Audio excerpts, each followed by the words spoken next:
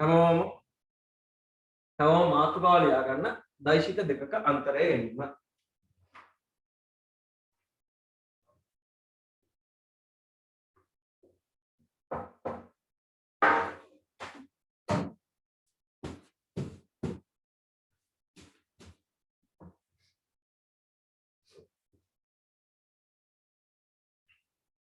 හරිද?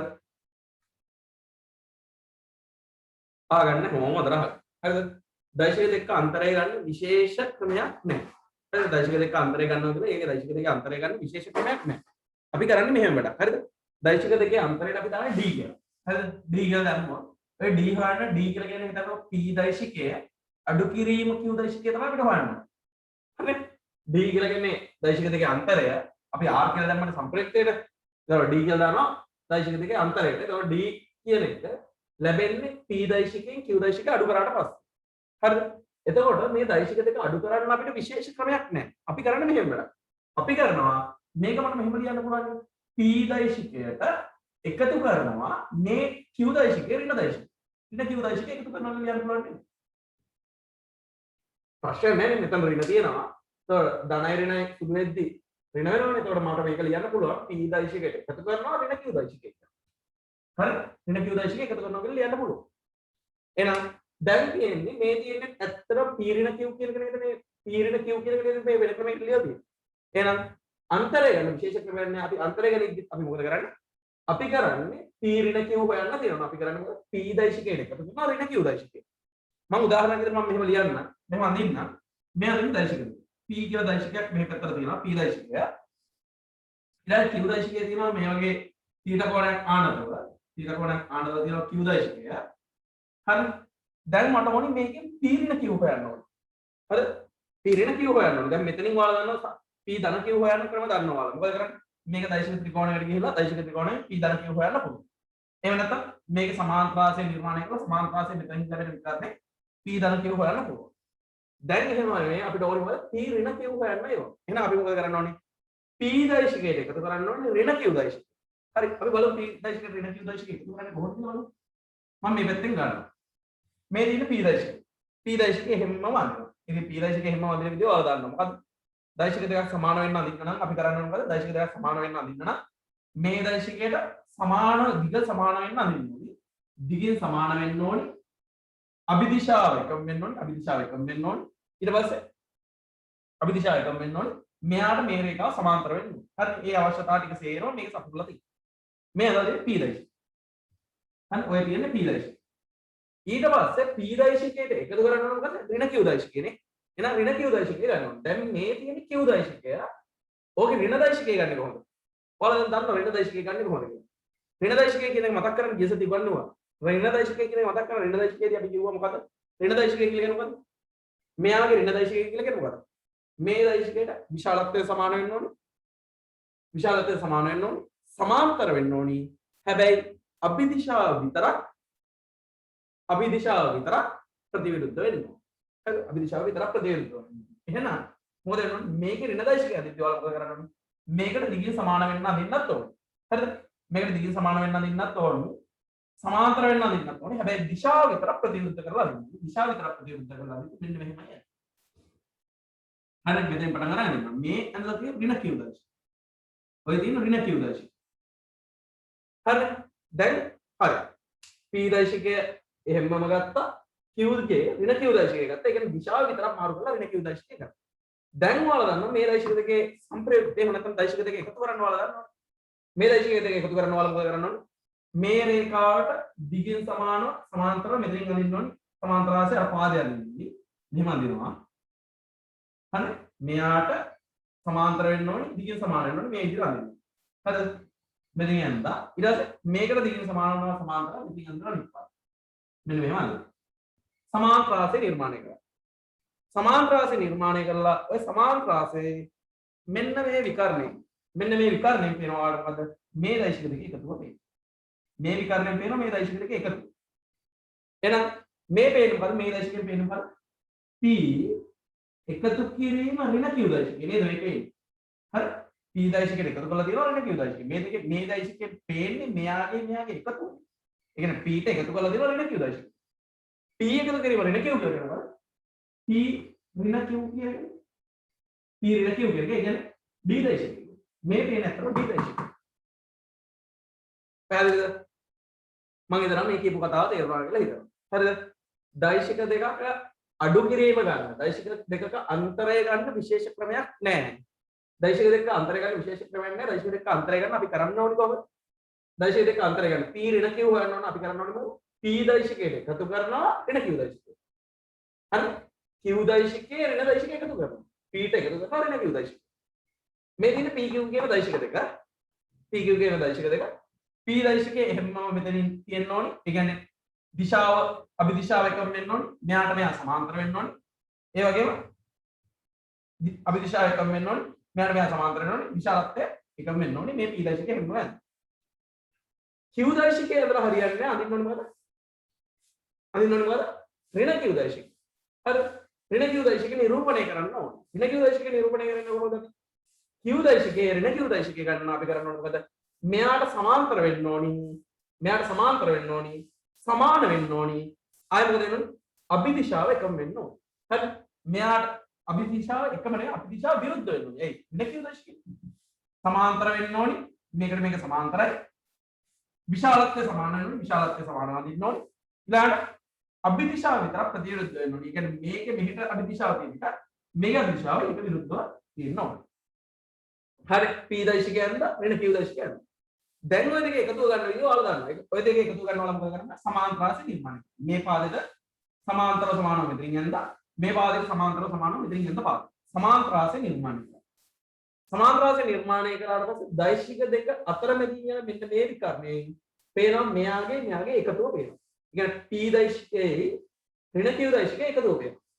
p එකතු කිරීම ඍණ q කියලා කියන්නේ p එකතු කිරීම ඍණ q කියන්නේ p ඍණ q කියන්නේ. p ඍණ q කියන්නේ.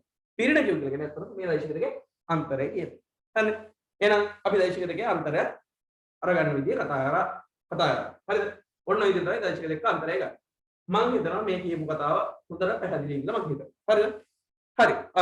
ඔයාලා දෛශික දෙක අන්තරය ගැනීම කියලා මාතෘකාව ලියලා තියෙන්නේ. මෙහෙම ලියන්නකො.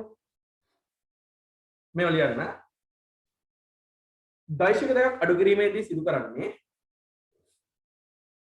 දෛශික දෙකක් අඩු කිරීමේදී සිදු කරන්නේ දෛශික දෙකක් අඩු කිරීමේදී සිදු කරන්නේ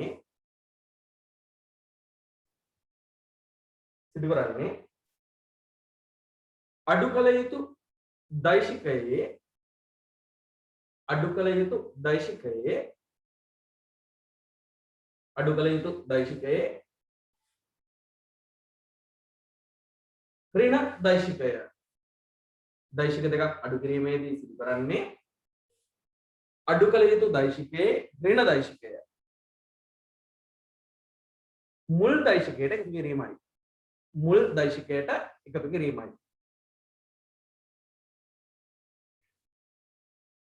මුල් දෛශිකයට එකතු කිරීමයි. ඔයාලා පෙන්නන්න D කියන දෛශිකය ගන්න පුළුවන් P දෛශිකයෙන් අඩු කරන්න Q දෛශිකය.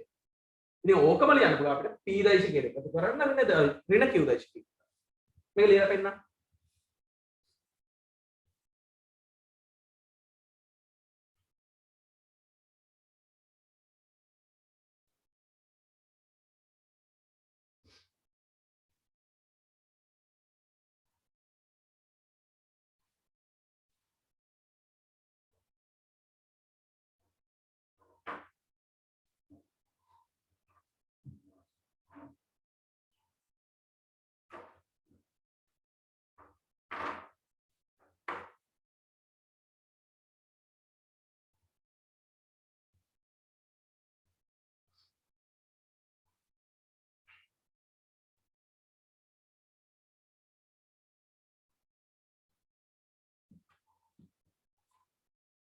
හරිද?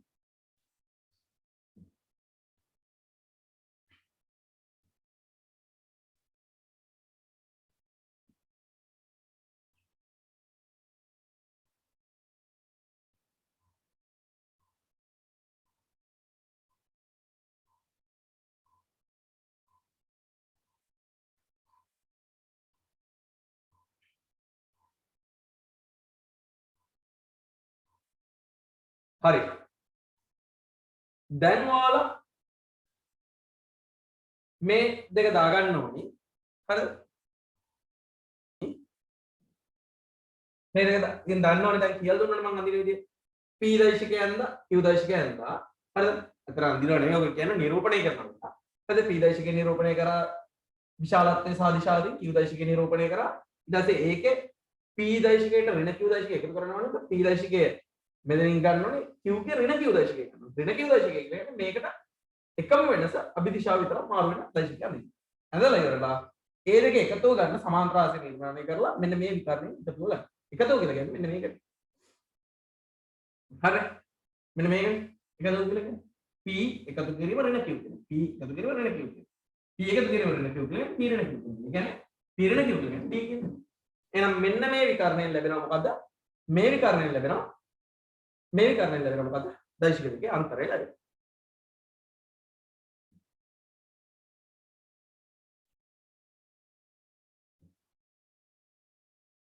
යටින් ලියන්න මෙහෙම. යටින් ලියන්න මෙහෙම.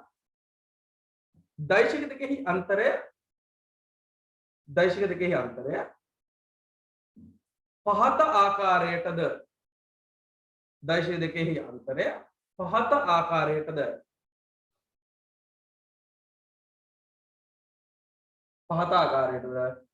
පහසුවෙන් ගත හැකි.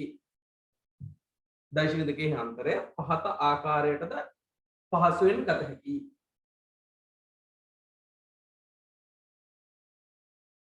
ඔයාලට බලන්න මේක බැලුවොත් තේරෙනවා මෙන්න මෙහෙම පේනවා. හරිද? මම හොඳට බලාගන්න ඈ. හරිද? බලන්න මේ P දෛශිකය මේ තියෙන්නේ. මේ Q දෛශිකය ඍණ දෛශිකය මේ තියෙන්නේ. දැන් මෙන්න මේ රේඛාවෙන් තමයි P ඍණ Q කියන්නේ. හරිද? එහෙනම් ඔයාලට P ඍණ Q කෙලින්ම හොයන්න පුළුවන් නේද? හොඳ බලාගන්න. P දෛශිකය මේ තියෙන්නේ. Q ගේ ඍණ දෛශිකය මේ තියෙන්නේ. මේ විකර්ණයෙන් තමයි P ඍණ Q කියන්නේ. එහෙනම් මට කෙලින්ම එකපාර මෙන්න මේ වගේ රේඛාවක් අදින්න පුළුවන් නේද මෙතනින්. මෙතනින් කෙලින්ම මෙන්න මෙතනින් මෙහෙම රේඛාවක් ඇඳලා මේකයි යාකර මෙතනින් මෙහෙම රේඛාවක් ඇඳලා මෙතනින් පේනවා P ඍණ Q දෛශිකය කියලා කියන්න පුළුවන්. කොහොම ලියන්න පුළුවන්? ගැටලුවක් නෑ. හරි. මේකයිම තමයි මේ තියෙන්නේ. බලන්න. සමාන්තරයි සමානයි අභිදිශාව එකම. මේ P ඍණ Q දෛශිකය තමයි කියන්නේ. එකපාර වාට මෙහෙම ඍණ Q දෛශිකය මෙහෙම ඇඳ ඉන්න තු ලිම්ම මේතන ඉඳලා මෙතනට යා කරලා ඒකෙන් P ඍණ Q දෛශිකය පේනවා ගන්නතර වැරද්දක් නෑ. එකපාර මේක ගන්නත් පුළුවන්. හරිද? හරි මම මේක ඔප්පු කරලා මෙහෙම වෙනවා ඈ. එහෙනම් P ඍණ Q ඔය කොහොම පේනවනම් Q ඍණ P පේන්නේ කොහොමද? Q ඍණ P පේන්නේ කොහොමද? මම Q ඍණ P විතර පෙන්නන්න. මෙතනින් P දෛශිකය තියෙනවා. මෙතනින් Q දෛශිකය තියෙනවා. හරි? P දෛශිකය තියෙනවා Q දෛශිකය තියෙනවා. ඒ දෙක අතර කොහොනේ θ. හරි? මෙන්න මේ විදිහට මේ දෛශිකයෙන් පේනවා මොකද? P ඍණ Q පේනවා. P ඍණ Q පේනවා. එහෙනම් මට කියන්න Q ඍණ P පේන්නේ මොන දෛශිකයෙන්ද? මෙන්න මේ දෛශිකයෙන් පේන්නේ මොකද්ද කියලා කියන්න මට. මෙන්න මේ දෛශිකයෙන් පේන්නේ මොකද්ද කියලා කියන්න. මේකේ ඍණ දෛශිකය නෙමෙයි මේ තියෙන්නේ. ඒ කියන්නේ ඍණ P ඍණ Q කියන්නේ. ඍණ P ඍණ Q කියන්නේ. ඍණ P ඍණ Q කියන්නේ මොකද? ඍණ ඍණයෙන් ගුණ වුණාම Q වෙනවා. Q ඍණ P දෛශිකය නේද වෙන්නේ. එහෙනම් මෙතනින් පේනවා මෙතන ඉඳලා මෙතෙන්ට යා කරොත් මේකෙන් පේනවා P ඍණ Q දෛශිකය. මෙතන ඉඳලා මෙතෙන්ට යා කරොත් ඒකෙන් පේනවා Q ඍණ P දෛශිකය. ඔය දෙකක් දාගන්න. හරිද? මෙතනයි මෙතන ඉඳලා මෙතෙන්ට යා කරොත් ඕකෙන් පේන්නේ P ඍණ Q. Q ඍණ P දෛශිකය. Q ඍණ P දෛශිකය. මෙතන යා කරොත් පේන්නේ Q ඍණ P දෛශිකය. මේ Q ඍණ P දෛශිකය මෙතනයි මෙහෙම යා කරොත් ඒකෙන් පේන්නේ P ඍණ Q දෛශිකය. හරිද? ඔය රූප දෙකක් දාගන්න. ඔහොම එකපාර හොයන්නත් පුළුවන්. ඔහොම එකපාර හොයන්නත් පුළුවන්.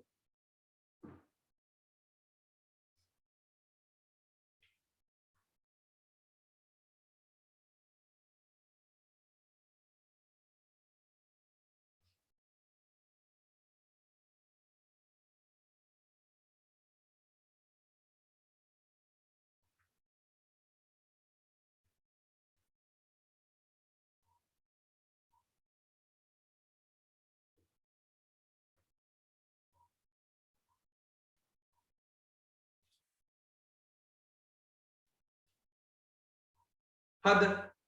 එතකොට මේ දෛශික වල අන්තරය ගන්න ප්‍රකාශනයක් මෙන්න මේ විදිහට ඔයාලට ගන්න පුළුවන්. අපි අර r වර්ගය සමානයි p වර්ගය දාලා q වර්ගය දාලා 2pi q cos θ කියලා ලියමු. ඒ වගේ මේකට සමීකරණයක් ගන්න පුළුවන්. අන්තරය ගන්න පුළුවන් සමීකරණයක් ගන්න පුළුවන්. d වර්ගය සමානයි p වර්ගය ධන q වර්ගය අතන ආවේ ධන 2pi q cos θ කියලා. ඒක මේකෙන්නේ ඍණ 2pi q cos θ. ඍණ 2pi q cos θ එකට මේ වගේ ප්‍රකාශනයක් ගන්න පුළුවන් වුණා. හරිද? මේක ඉතින් ඔයාලට තනියෙන්ම ඔප්පු කරගන්න පුළුවන්. අර සමාන්තරාශය නිර්මාණය කරලා ඒක අර විකරණය හොයන්න. අර අපි දෛශික එකතුව ගත්තේ ප්‍රකාශනයක් ඔප්පු කරේ. ඒ විදිහට ජ්‍යාමිතික ක්‍රම වලින් මේ ප්‍රකාශන ඔයාලට ඕන ඔප්පු කරන්න පුළුවන්. ගෙදරදී ඕන try කරලා බලන්න. හරිද? ගෙදරදී ඕන try කරලා බලන්න. ඔයාලට වෙන වැඩක් නැති වෙලාවල try කරලා බලන්න. හරිද? දෛශික දෙකේ අන්තරය ගන්න පුළුවන්. d වර්ගය සමාන p වර්ගය දාලා q වර්ගය ඍණ 2pi q cos θ එකේ ගන්න පුළුවන්. හරිද? මේ රූප දෙක ඇඳලා යටින් ලියන්න මේවා අතර මේවායේ විශාලත්ව අතර සම්බන්ධය මේවායේ විශාලත්ව අතර සම්බන්ධය මේවායේ විශාලත්ව අතර සම්බන්ධය කියලා මේ සමීකරණ ලියලා කොටු කරලා තියන්න.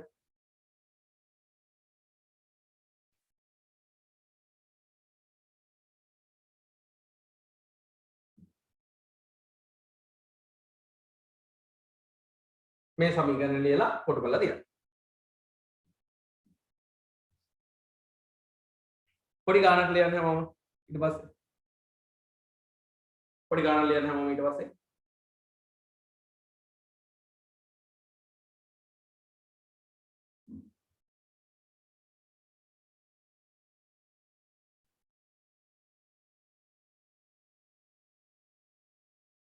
පොඩි ගානක් ලියන්න ඊට පස්සේ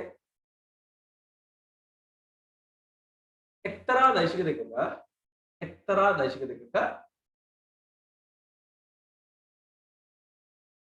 संप्रयुक्ते विशालत्व එක්තරා දෛශික දෙකක संप्रयुक्ते विशालत्व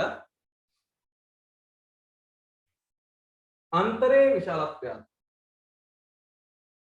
विशालत्व समान නම් එක්තරා දෛශික දෙකක संप्रयुक्ते विशालत्व अंतरे विशालत्व समान නම්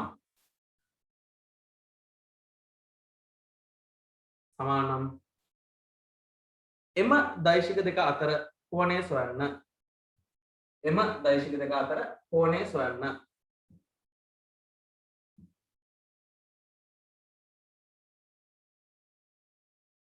එක්තරා දෛශික දෙක සංප්‍රයුක්ත විශාලත්වයත් අන්තරේ විශාලත්වයත් සමාන නම් එම දෛශික දෙක අතර කෝණය සොයන්න. මම හතරව ගාන අහගන්න. දැන් මෙහෙමයි. හරිද? ඔයාලට ගාන කියන්නේ දෛශික දෙකක් තියෙනවලු. ඒ දෛශික දෙකේ සංප්‍රයුක්තේ විශාලත්වයත් සමානයි සංප්‍රයුක්තේ විශාලත්වයයි අන්තරේ විශාලත්වය සමානයි. එහෙනම් සංප්‍රයුක්තේ විශාලත්වය අන්තරේ විශාලත්වය සමානයි කියන්නේ r සමානයි d කියන්නේ. r සමානයි d කියන්නේ. එහෙනම් දෙපැත්ත වර්ග කරන්න දෙපැත්ත වර්ග කරාම r වර්ගය සමානයි d වර්ගය කියන්නේ. එහෙනම් සංප්‍රයුක්තය ලියන්නේ කොහොමද? දෛශික දෙක අපි pq කියලා හිතමු. දෛශික දෙක pq කියලා හිතුවොත් ලියන්න ඕන p වර්ගය ධන q වර්ගය ධන 2යි pq cos θ ධන 2යි pq cos θ කියලා තමයි ලියන්නේ r වර්ගය කියන්නේ. හරි. ඔයාලට කියන්නේ අන්තරේ විශාලත්වයයි සංප්‍රයුක්ත විශාලත්වය සමානයි කියලා කියනවනේ. කියන r සමානයි d. දෙපැත්තම වර්ග කරාම r වර්ගය සමානයි d වර්ගය. එතකොට r වර්ගය වෙනවා ලියන්න පුළුවන් p වර්ගය ධන q වර්ගය ධන 2යි pq cos θ කියලා. d වර්ගය ලියන්න පුළුවන් කොහොමද? p වර්ගය ධන q වර්ගය ඍණ 2යි pq cos θ කියලා. ඍණ 2යි pq cos θ කියලා ලියන්න පුළුවන්. බලන්නකො දැන් ඔයාලට තේරෙන්න ඕනි මේ p වර්ගයෙන් ඇවිල්ලා මේ p වර්ගය අඩු වෙද්දී මොකද p වර්ගය අඩු කිරීම p වර්ගයක් හැදෙනවනේ. p වර්ගය අඩු කිරීම p වර්ගය කියලා කියන්නේ බිඳුවයි. මේක අයින් කරලා දාන්න පුළුවන් මොකක්ම අයින් කරලා. හරි. මේ q වර්ගයෙන් මේ q වර්ගය ඇවිල්ලා අඩු වෙද්දී q වර්ගය අඩු කිරීම q වර්ගයක් හැදෙනවනේ. q වර්ගය අඩු කිරීම q වර්ගය කියලා කියන්නේ ඒත් බිඳුවයි ඒකත් අයින් කරලා යනවා. හරි ඒකත් අයින් කරනවා. ඊට පස්සේ මේ පැත්තේ තියෙනවානේ ඍණ 2යි pq cos θ එක. ඔය ඍණ 2යි pq cos θ එක මේ පැත්තට එද්දී ධන 2යි pq cos θ වෙනවා. එහෙනම් ධන 2යි pq cos θ ට තව ධන 2යි pq cos θ එකක් එකතු කරා 4යි pq cos θ එකක් එනවා. 4යි pq cos θ එකක් එනවා. 4යි pq cos θ එකක් එනවා. හරි සමාන බිඳුවයි කියලා. ඒ අරකට ගිනාම සේරම ඉඳලා ඉන්නේ හැබැයි බිඳුව. හරිද? 4යි pq cos θ සමාන බිඳුවක් කියලා. එහෙනම් p q කියලා කියන දෛශික දෙයක් නේ. ඒව බිඳුව වෙන්න බෑනේ. p දෛශික p කියන බිඳුවක් වෙන්න බෑ.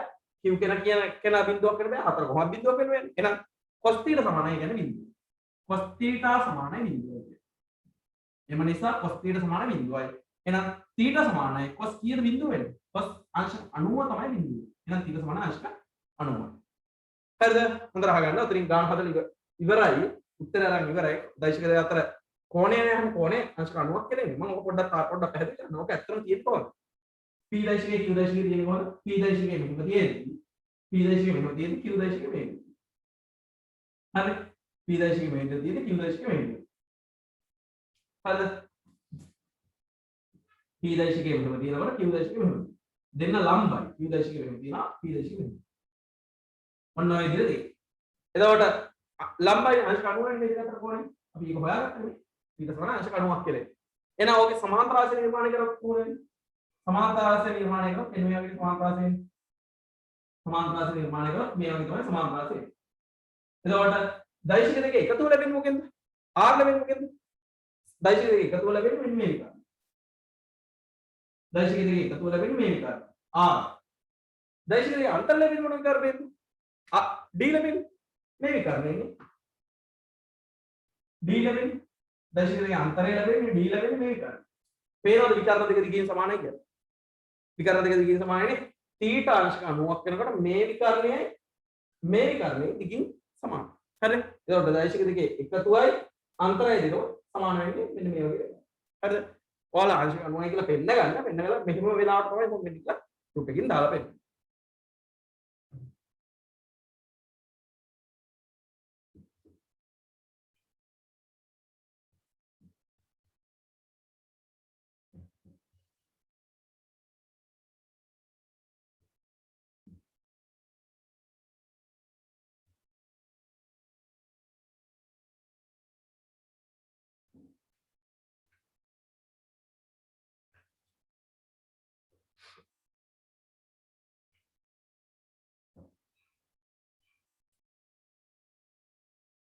හරි මම මේක මකන්නද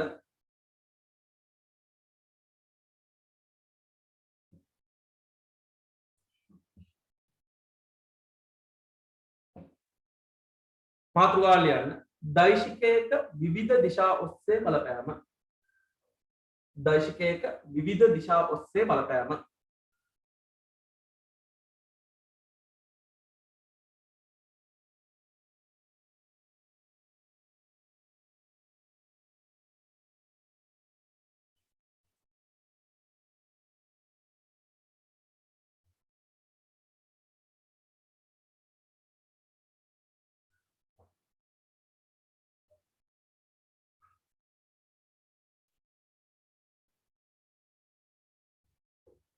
දෛශිකයක විවිධ දිශා ඔස්සේ බලපෑම හරිද ආගන්න දැන් මේ මම පොඩ්ඩ යන්න හදන්නේ දෛශික විභේදනය කියලා හරිද දෛශික විභේදනය කියලා කියන්නේ ගොඩක් වැදගත් කොටසක් මුළු සිලබස් එකේම ඔයාලට දෛශික විභේදනයත් එක්ක වැඩ කරන්න සිද්ධ වෙනවා හරිද හොඳට අහගන්න ගිහින් මෙහෙම හරිද දෛශිකයේ විවිධ දිශා ඔස්සේ බලපෑම කියලා කියන්නේ ඔයාලා නිකන් මතක් කරන්න මම හිතනවා මම මේ මේසයක් උඩ හරිද මේසයක් උඩ පෙට්ටියක් කියලා දින අවස්ථාවක් යනවා හද පෙට්ටියක් හරි ලොකු මොකක් හරි වස්තුවක් තියලා මේ වගේ පෙට්ටියක් තියලා දින අවස්ථාවක් තමයි මේ. හරි මේසයක් උඩ මේ වගේ පෙට්ටියක් වගේ එකක් තියලා. හරි මේසයක් උඩ ඔය වගේ පෙට්ටියක් වගේ එකක් තියලා ඔයාලා නිකන් ඔයාලා පෙට්ටියක් තියලා අදින අවස්ථාවක් ඔයාලා මතක් කරලා බලන්න. හරිද? ඉතින් මට මෙතන පෙන්නන්න විදියක් නැහැ නේ. මෙතන පෙට්ටියක් තියලා ඇදලා පෙන්නන්න විදියක් නැහැ. මම පොඩි රූපයක් ඇදලා පෙන්නනවා. ඔයාලා නිකන් හිතෙන්ම වාගෙන බලන්න. හරි. ඔයාලා හිතන්න ඔයාලට තේරෙන්න ඕනේ මට මේ පැත්තට අන්තුවක් දාලා බලයක් දාලා මේ පැත්තට මේක අදින්න පුළුවන්. හරි? මේ පෙට්ටිය මෙහෙට බලයක් දාලා මෙහෙට අදින්න පුළුවන්. ඇදගෙන යන්න පුළුවන් මේක. එහෙම ඇදගෙන යන්න පුළුවන්. හරිද?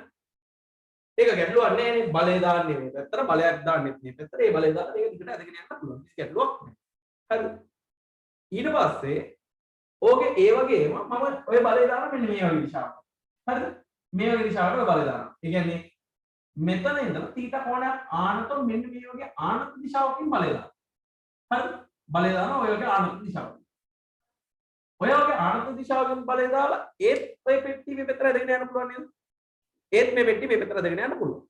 ඒ කියන්නේ මෙහෙම ආනතව දාන බලයකින් මේ දිශාව ඔස්සේ මොකක් හරි බලපෑමක් ඇති කරන්න පුළුවන්.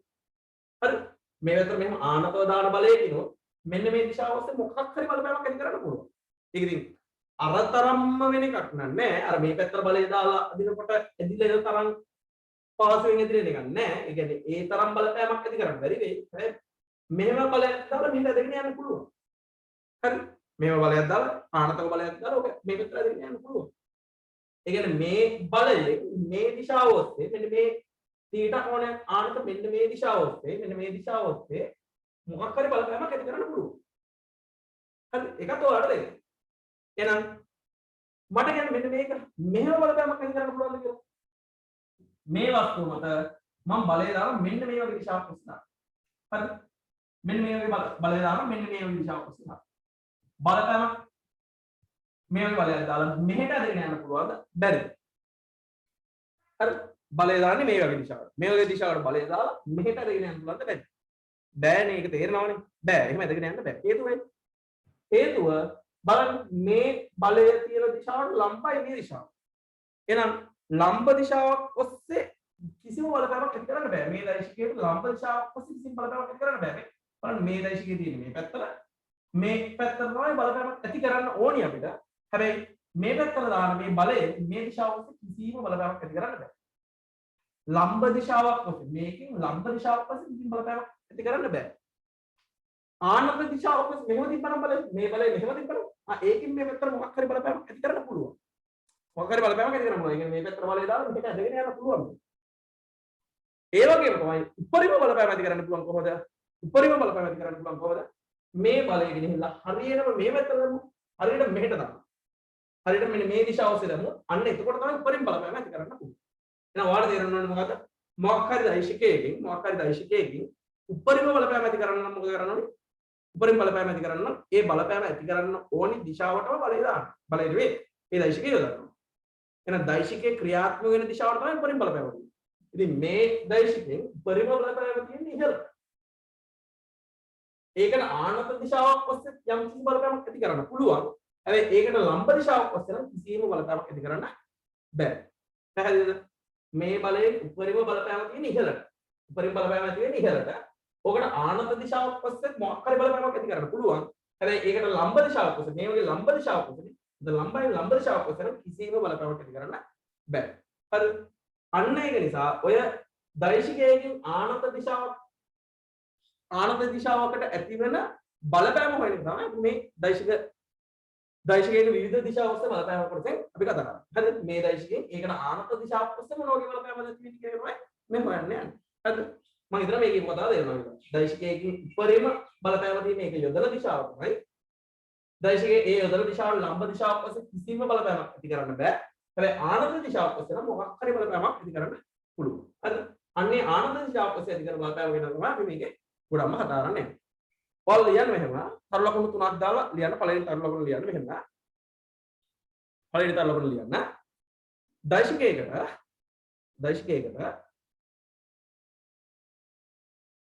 සම්පූර්ණ බලපෑම ඇති කළ හැක්කේ දෛශිකයකට සම්පූර්ණ බලපෑම ඇති කළ හැක්කේ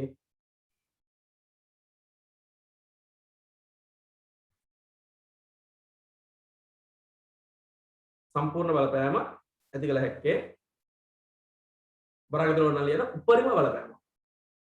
උපරිම බලපෑම. එය ක්‍රියා කරන දිශාවටයි. එය ක්‍රියා කරන දිශාවටයි. එය ක්‍රියා කරන දිශාවටයි. ඊළඟ ලියන්න. ලම්බන වූ ආනතියකින් ඇති දිශාවක් ඔස්සේ ලම්බන වූ ආනතියකින් ඇති දිශාවක් ඔස්සේ ලම්බන වූ ආනතියකින් ඇති දිශාවක් ඔස්සේ ලම්බන වූ ආනතියකින් ඇති දිශාවක් ඔස්සේ බලපෑමක් ඇති කළ හැකියි. බලපෑමක් ඇති කළ හැකියි. ලම්බන වූ ආනතියකින් ඇති දිශාවක් ඔස්සේ බලපෑමක් ඇති කළ හැකියි.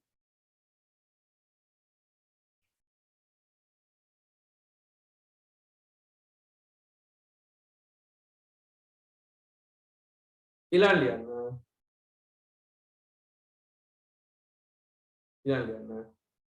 දෛශිකයේ ක්‍රියා කරන දිශාවට ලම්බ වූ දෛශිකයේ ක්‍රියා කරන දිශාවට ලම්බ වූ दिशा ඔස්සේ දෛශිකයේ ක්‍රියා කරන දිශාවට ලම්බ වූ දිශාව ඔස්සේ දෛශිකයේ ක්‍රියා කරන දිශාවට ලම්බ වූ දිශාව ඔස්සේ බලපෑමක් ඇති කළ නොහැකි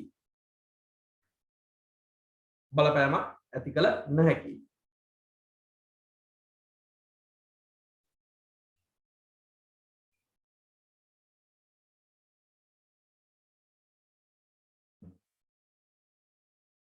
ලියන්න හැම මාතෘකාව දෛශික විභේදනය කියලා මාතෘකාව ලියන්න.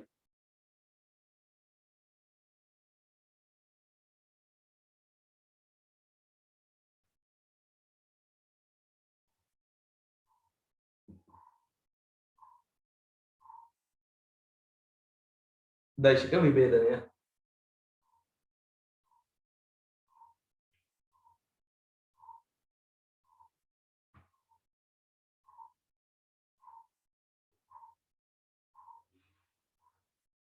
හරිද? ආගන්න දෛශික විභේදනය කියලා කියන්නේ මේක. හොඳට අහගන්න. දෛශික විභේදනය කියලා කියන්නේ එක දෛශිකයක් අරගෙන මොකක්ද දෛශිකයක් අරගෙන ඒක කෑලි කෑලි වලට කඩනවා වගේ වැඩක් තමයි දෛශික විභේදනය කියලා කියන්නේ. හරිද? ඒ කියන්නේ එක දෛශිකයක් වෙනුවට දාන්න පුළුවන්. දැන් අපි ඉස්සෙල්ලා කරේ මොකද්ද? දෛශික ගොඩක් වෙනුවට දාන්න පුළුවන්. අනිත් දෛශිකයක් වෙනවනේ එකතු කිරීමක් කියලා කරන්නේ ඒකනේ. දෛශික කීපයක් වෙනුවට දාන්න පුළුවන්. අනිත් දෛශිකය වෙනවා. අපි ඇත්තටම කතා කරේ දෛශික දෙකක් වෙනුවට දාන්න පුළුවන්. අනිත් දෛශිකය ගැන විතරයි කතා කරන්නේ. මොකද මේ දෛශික දෙකක් වෙනුවට දාන්න පුළුවන්. අනිත් දෛශිකයට අපි කියන මොකද? දෛශික සංප්‍රයුක්තය කියලා කියනවා. එහෙම නැත්නම් දෛශික එකතුව කියලා කියනවා. එතකොට මෙතනදී අපි කරන්නේ දෛශික විභේදනය කියලා අපි කරන්නේ එක දෛශිකයක් අරගෙන ඒක කෑලි කීපයකට එහෙම නැත්නම් කෑලි දෙකකට කඩන එක තමයි අපි මෙතනදී කරන්නේ. එතකොට මේ කඩන කෑලි වලට කියන අපි මොනවද? එකක් අරගෙන ඒක කෑලි වලට කඩනවා. ඒක කඩන කෑලි වලට කියන මොනවද? ඒ කඩන කෑලි වලට කියනවා එක දෛශිකයක් ගන්නවා. ඒක කෑලි කෑලි වලට කඩනවා. ඒ කඩන කෑලි වලට කියන මොනවද? සංරචක කියලා කියනවා. හරිද? දෛශිකයේ සංරචක කියලා කියනවා. එතකොට අපි ගොඩාක් වෙලාවට අපි කඩන්නේ කෑලි දෙකකට තමයි කඩන්නේ. හරිද? දෛශිකයේ කඩන්නේ කෑලි දෙකකට. එකක් කඩන්නේ එකක් තිරස්ස කඩනවා අනිත් එක සිරස්ස කඩනවා. හරිද? තිරස්ස එක කෑල්ලක් කඩද්දී අනිත් කෑල්ල කඩන්නේ සිරස්ස. එතකොට තිරස්ස කඩන කෑල්ලට අපි කියනවා මොකද? තිරස් සංරචකය කියලා කියනවා. තිරස්ස කඩන කෑල්ලට තිරස් සංරචකය කියනවා. සිරස්ස කඩන කෑල්ලට සිරස් සංරචකය කියලා කියනවා. ඉතින් ඕක ඇත්තටම තිරස්වයි සිරස්වයිම කඩන්න ඕනි කියලා නියමයක් නැහැ. ඕනි දිශාවක් කඩන්න පුළුවන්. හැබැයි අපි ගොඩාක් වෙලාවට කරන්නේ මොකද? ගොඩක් වෙලාවට කරන්නේ තිරස් සංරචකයක් එකක් කඩනවා අනිත් එක සිරස් සංරචකයක් කඩනවා. සංරචක දෙකකට තමයි කඩන්නේ. එකක් තිරස් සංරචකය අනිත් එක සිරස් සංරචකය. හරිද? මම හිතනවා මේ කියපු කතාව පැහැදිලි කියලා හිතනවා. හරිද? එතකොට දෛශික විභේදයේදී අපි මොකද කරන්නේ? එක දෛශිකයක් අරගෙන ඒක කොටස් වලට බෙදලා වැඩක් තමයි කරන්නේ. කොටස් වලට බෙදනවා. එතකොට කොටස් දෙකකට බෙදන්න පුළුවන්, තුනකට බෙදන්න පුළුවන්, පහකට බෙදන්න පුළුවන්, ඕනි ගානකට බෙදන්න පුළුවන්. හැබැයි අපි ගොඩාක් වෙලාවට කරන්නේ මොකද? කොටස් දෙකකට බෙදන එක තමයි කරන්නේ. ඒකෙත් ගොඩක් වෙලාවට කරන්නේ මොකද? තිරස් එකකටයි සිරස් එකකටයි බෙදන එක තමයි ගොඩක් වෙලාවට කරන්නේ. එතකොට අපි මෙතනින් යාට කතා කරන්නේ දෛශිකයක් අර කොටස් වලට බෙදෙන සිද්ධිය ගැන තමයි කතා කරන්නේ. එතකොට අපි මුලින් කතා කරනවා මොකද? තිරස්වයි සිරස්වයි බෙදන්නේ කොහොමද කියලා. ඊට පස්සේ කතා කරනවා ආනතෝ බෙදන්නේ කොහොමද කියලා. තාරිකින් ඊට පස්සේ කතා කරනවා. හරිද? ඔය දෛශික විභේදනය කියලා ලියාගත්තනේ. මම හිතනවා දැන් අයිඩියා එකක් එන්නේ නැති කියලා මේ දෛශික විභේදනය කියන්නේ මොකද්ද කියලා. විභේදනය කියලා කියන්නේ මොකද්ද? එතකොට වචනේ බෙදිනවනේ විභේදනය කරනවා. විභේදනය කරනවා කියලා කියනවා. අර බෙදනවා. එකක් අරගෙන ඒක කෑලි වලට කඩනවා. එහෙම නැත්නම් කෑලි වලට කොටස් වලට බෙදනවා. හරිද? එතකොට මේ කොටස් වල බෙදුවා කියලා කරනවා. දැන් ඔයා කොටස් දෙකකට හරි පහකට හරි කොටස් තුනකට හරි කොහොම හරි බෙදුවා කියන්නේ. ඔය බෙදලා එනවනේ කෑලි ටික. ඒ කෑලි ටික ආයෙ පාරක් එකතු කරලා මොකද වෙන්නේ? ඒ බෙදලා ආව කෑලි ටික ආයෙ එකතු කරලා මොකද වෙන්නේ? ඒ ටික එකතු කරලා ආයෙ පාරක් අර මුල් දෛශිකයේම ලැබෙන්න ඕන. හරි පැහැදිලිද මම කියන්නේ? දෛශිකයක් එකක් ගන්නවා ඒක කෑලි කීපයකට කඩනවා. එහෙම නැත්නම් කෑලි දෙකකට කඩනවා. කඩලා ඉවරලා ඒ ගන්න කොටස් වලට අපි කියන මොකද? ඒ දෛශිකයේ සංරචක කියලා කියනවා. මේ සංරචක ටික ආයෙ පාරක් අන්තිමට එකතු කරලා මොකද වෙන්නේ? අර මුලින් තිබිච්ච දෛශිකයම නැවත ලැබෙන්නත් ඕන. හරිද? හරි. අපි ලියාගමු බබා. ඔක ලියාගෙන ඊට පස්සේ මේක ගැන පොඩ්ඩක් කතා කරමු. කොහොම කිව්වට හරියට මොළුවට එන්න නැතුව ඇති. මේක කතා කරද්දී ඔයාලට තේරෙයි මම මේ මොකද කියන්නේ කියලා හොඳට තේරෙයි. හරිද? ලියන්න මෙහෙම. ලියන්න. යම් දෛශිකයක් වෙනකොට යෙදිය හැකි යම් දෛශිකයක් වෙනකොට යෙදිය හැකි යම් දෛශිකයක් වෙනකොට යෙදිය හැකි යම් දෛශිකයක් වෙනකොට යෙදිය හැකි දෛශික දෙකකට හෝ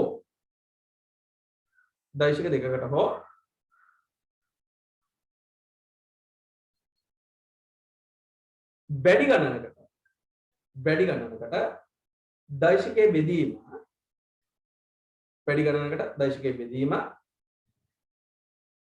දෛශික විභේදනයයි. වැඩි ගණනකට දෛශිකයේ බෙදීම දෛශික විභේදනයයි.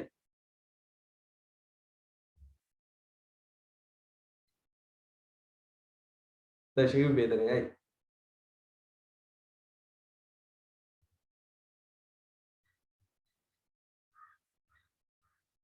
විභේදනය කළ විට ලැබෙන දෛශිකයේ කොටස් විභේදනය කළ විට ලැබෙන දෛශික කොටස් විභේදනය කළ විට ලැබෙන දෛශික කොටස්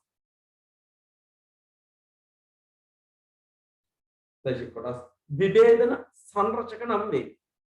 විභේදන සංරචක නම් වේ.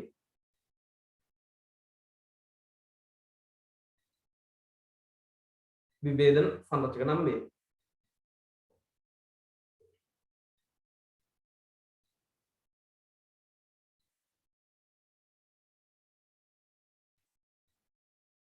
මෙහිදී බොහෝ විට සංරචක දෙක තෝරාගන්නේ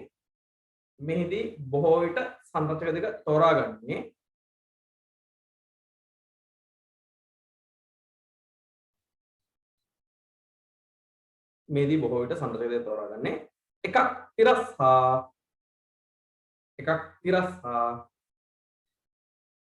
අනෙක සිරස් වනසේය.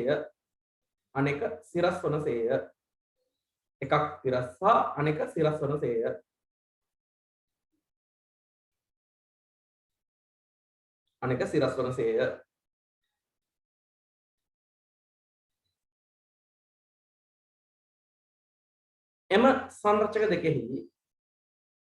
එම සංරචක දෙකෙහි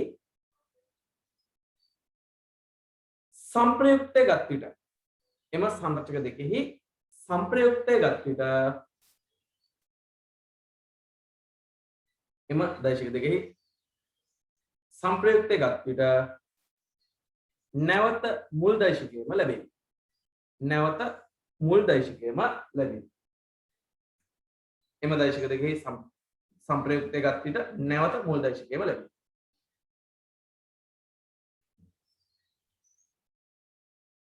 හොඳට බලා ගන්න මම මේ කරන වැඩේ. හරිද? මේක ගොඩක් වැදගත්. හරිද? අහගන්නකෝ. අහගන්න.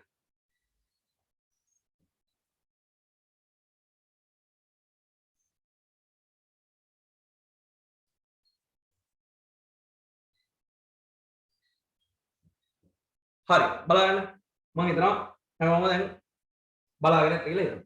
හරිද? බලාගන්න හොඳට බලාගන්න ඈ. මේ අඳින්නේ මම මේ නිරූපණය කරන්නේ p කියලා දෛශිකය. හරි? p කියලා දෛශිකයක් නිරූපණය කරන්න.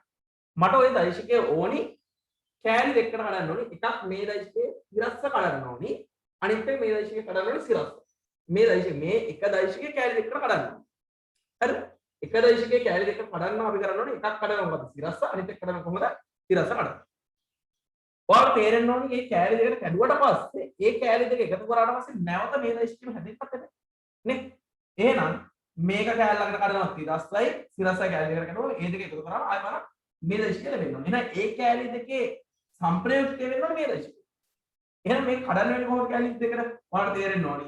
මේ කඩද්දී අපි කරන්නේ මේක අර විකර්ණයක් වෙන විදිහට කෑලි දෙකට කඩනවා. හරිද? එතකොට මේක කෑලි දෙකට කැඩුවට පස්සේ බලන්න මෙන්න මෙහෙම කැඩුවා නම් හරිද? මෙන්න මේ විදිහට කඩනවා. හරිද? මෙන්න මේ විදිහට කඩනවා. මෙතනින් මේ විදිහට ගත්තා. හරි සමාන්තර රාශිය විකර්ණය වෙන විදිහට මේක සෙට් කරනවා.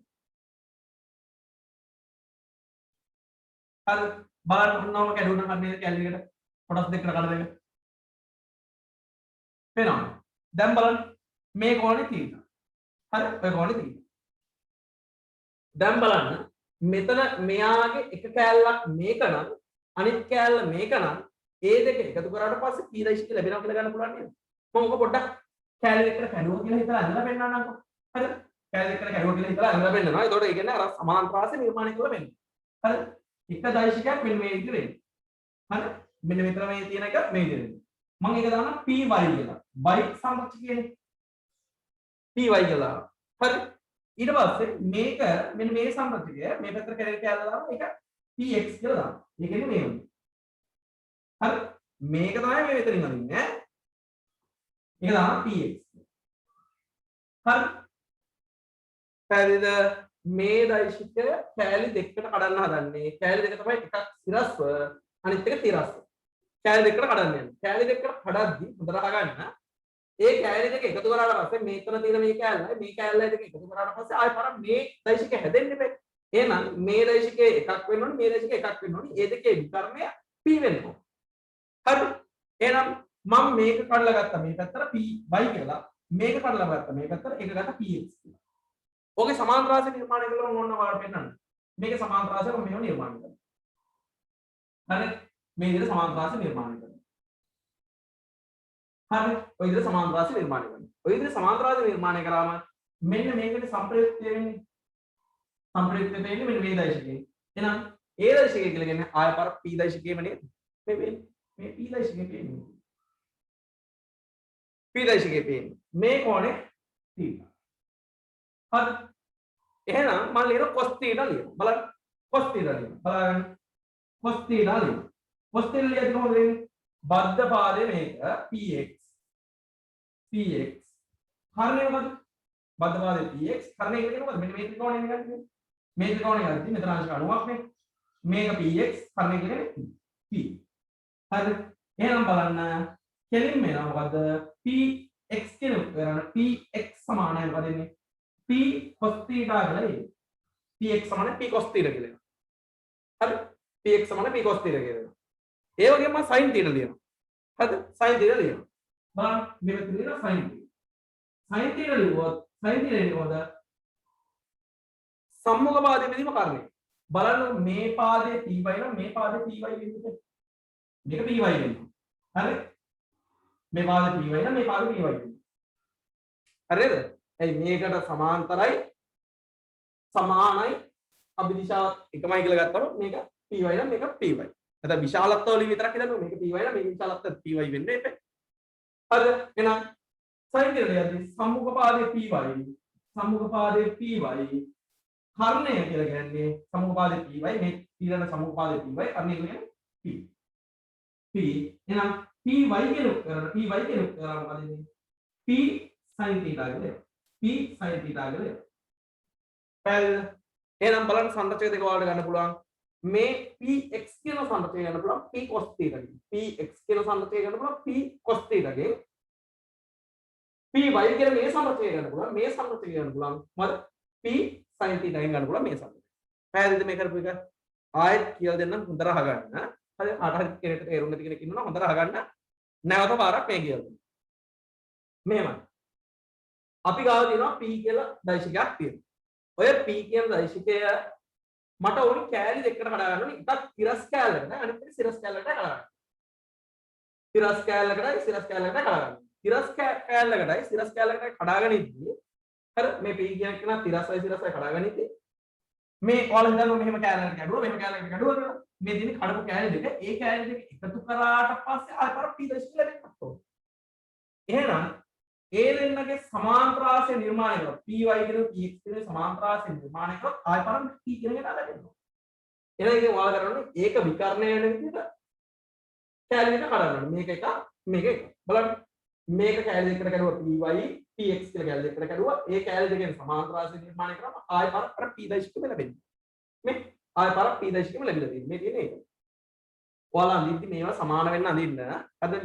මේකේ දිගයි මේ දිග සේරම සමාන වෙන්න අඳින්න නැත්නම් රුපේ වැරදි. මගේ ඉතින් මම බෝඩ් එකේ අඳිද්දි මම අඩි රූල් පාවිච්චි කරන්නේ නැහැ නේ. ඒකට මගේ අතින් පොඩි වෙනස්කම් වෙනවා. ඔයාලා අඳිද්දි මේ උසම මෙතන උස තියෙනවා. මේ දිගම මෙතන දිග තියෙනවා. මේ p විකර්ණයම මෙතන p විකර්ණයම තියෙනවා. හරිද? ඒ විදිහට අඳින්න ඕනේ ඈ.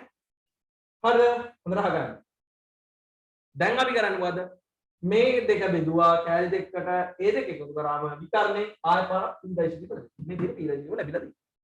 එහෙනම් දැන් ඔයාලා කැලි දෙක හොයනවා. මේක px මේක py නම් මේක දිග නැත්නම් මේකේ විශාලත්වය py නම් මේකේ විශාලත්වය py ම වෙනවා. මොකද මේකේ දිගමනේ මේකේ තියෙන්නේ. දැන් මේක py නම් මේකත් py.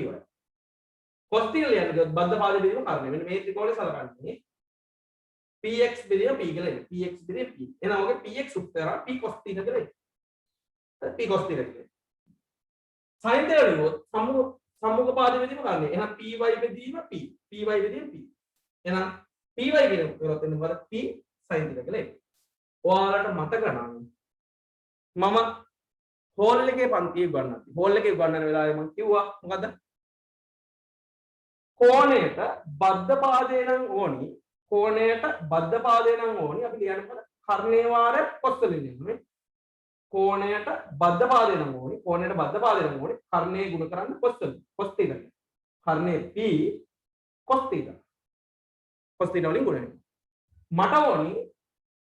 මට ඕනි කෝණයට සම්මුඛ පාදේ නම් sin වලින් ලියන්න ඕනේ. sin සම්මුඛයි. හරිද? එතකොට සම්මුඛ පාදේ නම් ඕනේ sin වලින් ලියන්න. හරිද? එතකොට මේකට py නම් ඕනේ. py කියලා ලියන්න. කර්ණය ගුණ කරන්න ඕනේ කියන්නේ. මේ py නම් ඕනේ කර්ණය ගුණ කරන්න ඕනේ sin වලින්. sin θ ගුණ කරන්න. මේ p sin θ කියලා කියනවා. බද්ධ පාදේ වුණ නම් cos වලින් ලියන්නේ. එහෙනම් කර්ණය ගුණ කරන්න ඕනේ cos θ. බද්ධ පාදේ වුණ කර්ණය p ගුණ කරන්න කෝණේ cos වගේ cos θ. හරිද? ඔන්න විදිහට ගන්න පුළුවන්. හරිද? ඉතින් මේ විදිහට මෙහෙම පියවර කොට කර ගන්න ඕනේ නැහැ. කෙලින්ම යන ඔයගොල්ලෝට px ඕන නම් p cos θ, py ඕන නම් p sin θ. හරිද? එහෙම ලියන්න පුළුවන්. හරිද? හොඳට අහගන්න. එහෙනම් විභේදන සංරක්ෂක ලියද්දි හොඳට අහගන්න මේ කියන ටික. විභේදන සංරක්ෂක ලියද්දි කෝණේ තියෙන පැත්තට නම් විභේදනය කරන්නේ. කෝණේ තියෙන පැත්තටම විභේදනය කරනවා නම් ඒක ලියන්න ඕනේ cos වලින් ලියන්න. p cos θ කියලා ඉන්නේ. කර්ණේ එහෙම නැත්නම් අර දෛශිකේ වාරය cos වලින් ලියන්න. කෝණේ තියෙන පැත්තටම විභේදනය කරනවා. මේක විභේදනය කරන්නේ කෝණේ තියෙන පැත්තට. මේ කෝණේ තියෙන පැත්තට. කෝණේ තියෙන පැත්තටම විභේදනය කරනවා නම් දෛශිකේ ගුණ කරන්න ඕනේ cos වලින්. cos θ එකෙන් ගුණ කරනවා. කෝණේ නැති පැත්තට විභේදනය කරනවා. කෝණේ නැති පැත්ත මේ කෝණේ තියෙන පැත්ත මේක කෝණේ නැති පැත්ත මේක. කෝණේ නැති පැත්තට විභේදනය කරනවා නම් ඒක ලියන්න ඕනේ sin වලින් ලියන්න ඕනේ. හරිද? කෝණේ තියෙන පැත්තට විභේදනය කරනවා නම් ඒක cos වලින් ලියන්න ඕනේ. කෝණේ නැති පැත්තට විභේදනය කරනවා ඒක ලියන්න ඕනේ sin වලින් ලියන්න. හරිද? මම හිතනවා මේ කියපු ටික හොඳට තේරුණා කියලා හිතනවා. අපි උදාහරණ ටිකක් කරමු. උදාහරණ ටිකක් කරද්දී මේක තමයි හොඳටම තේරෙන්නේ. හරිද? ඔයාලා මම කියන පිළිවෙලට වැඩේ කරන්න. හරිද? මම කියන පිළිවෙලට වැඩේ කරන්න. ඔයාලා මුලින්ම මොකක් හරි දෛශිකයක් අඳින්න ඕනේ. දෛශිකයක් අඳින්න ඕනේ. අඩේ රෝල් පාවිච්චි කරන්න.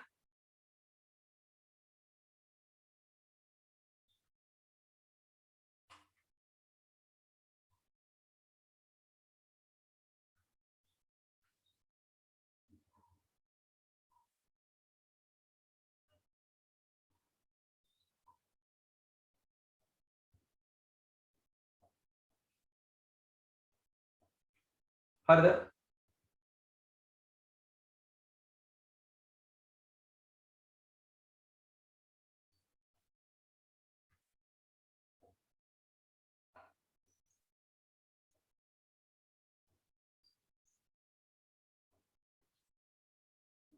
හරිද? ඇන්දා ඊට පස්සේ මොකද කරන්න ඕනේ? ඒක විකර්ණය වෙන විදිහට සමාන්තරාසය ඇත්තම වෙන්නේ ඍජු කෝණාංශයක්. ඒක නිර්මාණය කරන්න. ඒකට ඉතින් මෙතනින් සිරස්ස පහල ගන්න මේක මෙහෙම සිරස්ස ගෙනියන්න. ඊළඟ මෙතනින් මෙහෙම සිරස්ස වදින්න. මෙතනින් මෙහෙම සිරස්ස වදින්න. ඒක නිර්මාණය. හරිද? ඊට පස්සේ ඒකම තමයි අපි එහා පැත්තෙන් අඳින්නේ. මෙතන කඩේ වලින් අඳපුවා අර පොඩ්ඩක් ඝන වලින් ලස්සනට එහා පැත්තෙන් අඳින්න.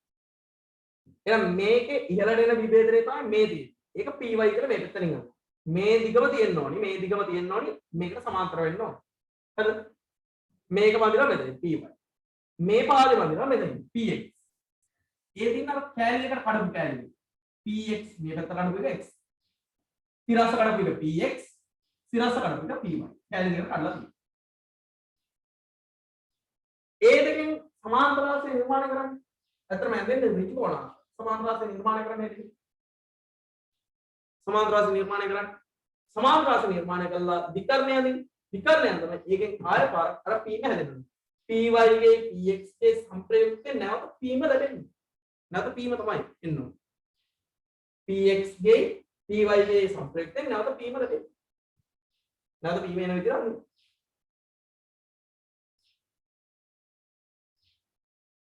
හරි පෙන්වන්න මේ රූපයෙන් පෙන්වන්න මේ පාදේ py නම් මේ පාදේ py ම තමයි ලියන්න cos θ ලියන්න cos θ ලියවම බද්ධ පාද බෙදීම කරන්නේ px බෙදීම p එතකොට px කියන උත්තරා p cos θ කියලා එන්නේ sin θ ලියන්න සම්මුඛ පාදයේ බෙදීම කරන්නේ py බෙදීම p py බෙදීම p py වල වෙන්නේ p sin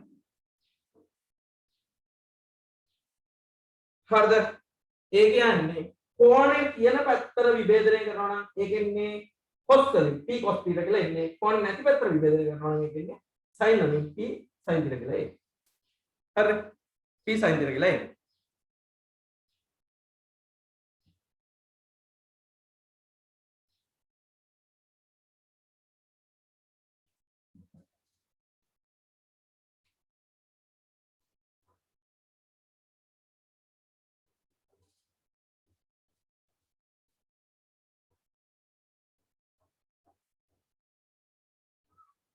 මම මේ ටික බෝඩ් එක අයින් කරනවා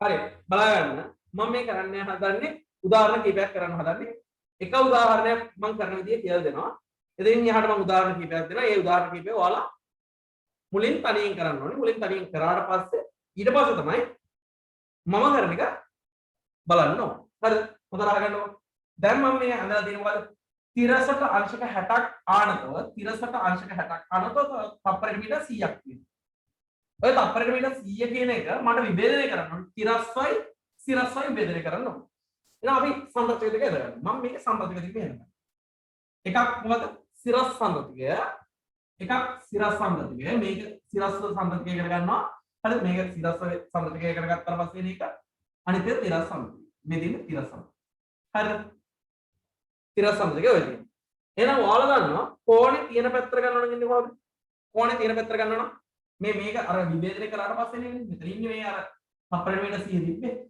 මෙහෙම තප්පරෙ මීටර 100 තිබ්බේ තප්පරෙ මීටර 100 මෙන්න මේ දිශාවට තිබ්බේ මෙතන අංශක 60යි කියලා තිබ්බේ කොහොමද එහෙනම් තිරස් සම්ප්‍රතිකය එන්නකොට කොහොමද තිරස් සම්ප්‍රතිකය කෝණේ තියෙන පැත්තට කඩනවා නම් කෝණේ තියෙන පැත්තට කඩනවා නම් ඒක ලියන්න ඕනේ cos වලින් ලියන්න ඕනේ එහෙනම් තිරස් සම්ප්‍රතිකය එන්නේ කොහොමද තිරස් සම්ප්‍රතිකය එන්නේ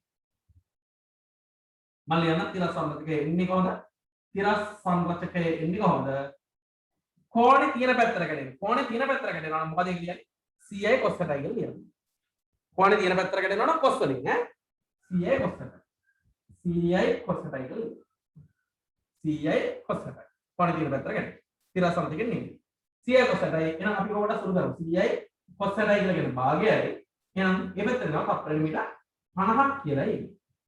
ඇයි මේක තප්පරෙ මීටර 100 නේ? එහෙනම් මේ කියන්නේ තප්පරෙ මීටර 50ක් කියලා. එතන 100 හරි 100 ගුණ කිරීම භාගය කියන්නේ තප්පරෙ මීටර 50ක් කියලා එන්නේ. තිරස් සම්ප්‍රතිකය හොයාගත්තා වෙයි. හරි. ඊළඟට අපි හොයන්නේ මොකද? සිරස් සම්ප්‍රතිකය හොයන්න. එහෙනම් සිරස් සම්ප්‍රතිකය හොයමු අපි. මම මෙතන ලියනවා සිරස් සම්ප්‍රතිකය. සිරස් සම්ප්‍රතිකය. හරිද? සිරස් සම්ප්‍රතිකය හොයන්න.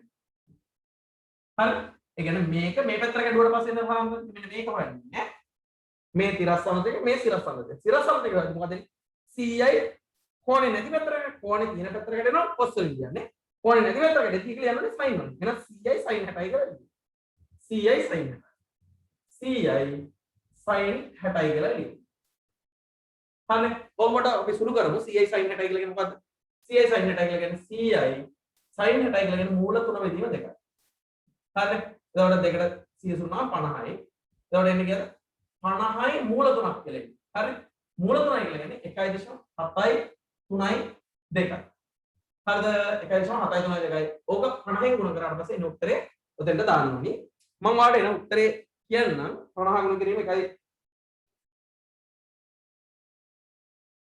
50 ගුණ කිරීම 1.7යි 3යි 2 ඔයාලට 86.6යි 86.6යි තත්පරයට මීටර. එතකොට සිරස් සම්ප්‍රතිකය එන්නේ මේ වගේ අගයක් තිරස් සම්ප්‍රතිකය එන්නේ මේ වගේ අගයක්.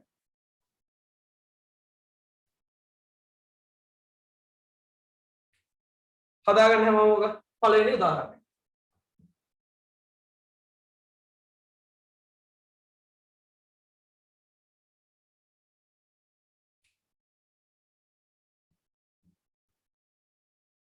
මම හිතනවා හැමෝටම තේරෙනවා කියලා.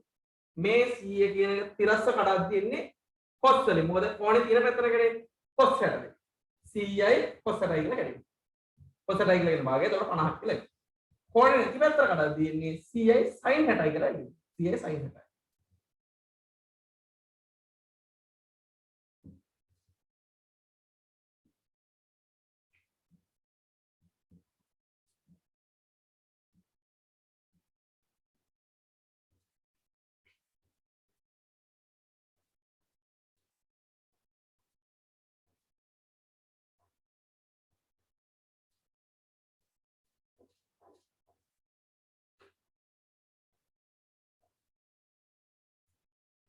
හරි මම මේක අයින් කරනවා ඊළඟට ඊළඟ උදාහරණ ටික ඔයාලට දෙනවා ඔයාලා තනියෙන් කරනවා හරිද මම තියන්නේ මොකද්ද කෝණේ තියෙන පැත්තටම කැඩෙනවා නම් ඒක ලියන්නේ cos වලින් 100යි cos 60යි ඒ වගේ හරිද කෝණේ නැති පැත්තට ගන්න සම්පතේ කෝණේ තියෙන පැත්තට ගන්න සම්පතේ cos වලින් ලියද්දි කෝණේ නැති පැත්තට ගන්න සම්පතේ sin වලින් ලියනවා මම ඒක එන විදිය මම ඔප්පු කරලා පෙන්නලා තියෙන්නේ හරි අපි ඊළඟ උදාහරණ ටික කතා කරමු ඔයාලා මුලින්ම තනියෙන් කරන්න ඕනේ උදාහරණක 2 උදාහරණක 3 උදාහරණක 4 දීලා දිනවා ඔයාලා කරන්න ඕනේ මේක විභේදනය කරන්න ඕනේ තිරස්සයි සිරස්සයි මේක තිරස්ස විභේදනය කරන්න ඕනේ සිරස්ස විභේදනය කරන්න තිරස්ස විභේදනය කරන්න තිරස්ස විභේදනය කරන්න ඕනේ සිරස්ස විභේදනය කරන්න තිරස්ස විභේදනය කරන්න ඕනේ සිරස්ස විභේදනය කරන්න ඕනේ උදාහරණ 2 3 4 ඔයාලා මුලින්ම තනියෙන් කරන්න ඕනේ දැන් හැමෝම බලාගන්න දැන් කාලය ඇති කියලා මට හිතෙනවා හරිද දැන් කාලය ඇති මේ තුන කරන්න කාලය ඇති මම හිතනවා මේ මම හොඳට බලාගන්න හරිද දැන් මේකේ සම්පතය දෙකට බෙදන්න ඉපේ බලාගන්න හැමෝම හොඳට බලාගන්න හැමෝම මේකේ සම්පතය දෙකට බෙදද්දී එක සම්පතයක් ගන්න වෙන්නේ මෙහෙමයි මේක මෙහෙට කැඩෙන සම්පතයක් එකක් ගන්න මේ පැත්තට කැඩෙන සම්පතයක් මේක මෙහෙට කැඩෙන සම්පතයක් ඒක ලියන්න වෙන්නේ කොහොමද එතකොට 200යි cos 30යි කියලා ලියන්නේ මේ සම්පතය ලියන්නේ 200යි cos 30යි කොහොනේ තියෙන පැත්තට cos වලින් ලියන්නේ හරි එයි මේක මෙහෙට කැඩෙන්නේ මේ පැත්තට එන්නේ මේ පැත්තට සම්පතය ලියන්නේ අරක මේ පැත්තට කරනවා මේ පැත්තට සම්පතය ලියන්නේ 200යි cos 30යි මේ සම්පතය 200යි cos 30යි කියලා එනවා හරිද එහෙනම් ඔක 200යි cos 30යි කියලා එනවා මේක ඉහළට කැඩෙනවනේ මේක ඉහළට කැඩෙන සම්පතය මේක ඉහළට කැඩෙන සම්පතය මේක මෙහෙම තියෙන්නේ මෙහෙට කැඩෙනවනේ අනුනේ සම්පතය ලියන්න වෙන්නේ මොකක් කියලාද ඒ සම්පතය ලියන්න වෙන්නේ කෝණේ නැති පැත්තට කැඩෙන sin වලින් ලියන්න ඒක ලියන්නේ 200යි sin 30යි 200යි sin 30යි කියලා ලියන්න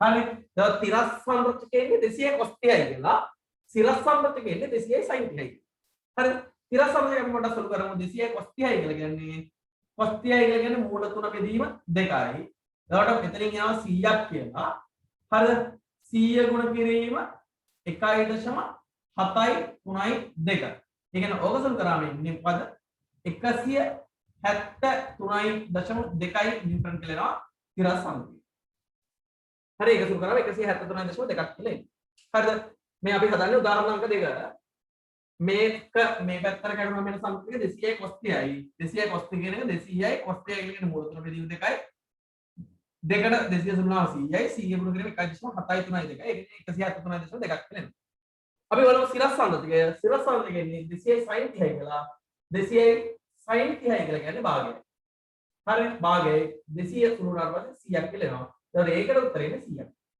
ඒ කියන්නේ නිව්ටන් 100ක් එතකොට සිරස් සම්පතකය නිව්ටන් 100ක් කියලා එනවා සිරස් සම්පතකය 173.2ක් කියලා එනවා හරි සිරස් සම්පතකය 100ක් කියලා එනවා සිරස් සම්පතකය 173.2ක් කියලා එනවා හදලා නැති අය මුලින්ම මේක හදාගන්න හදලා නැති අය ඔක හදාගන්න මුලින්ම මම මකනවා ඈ ඒකෙන්ද හදලා නැති අය ඔක හදාගන්න මුලින්ම මම මේක මකලා ඊළඟ ගාන හදනවා ඈ මේක අයින් කරනවා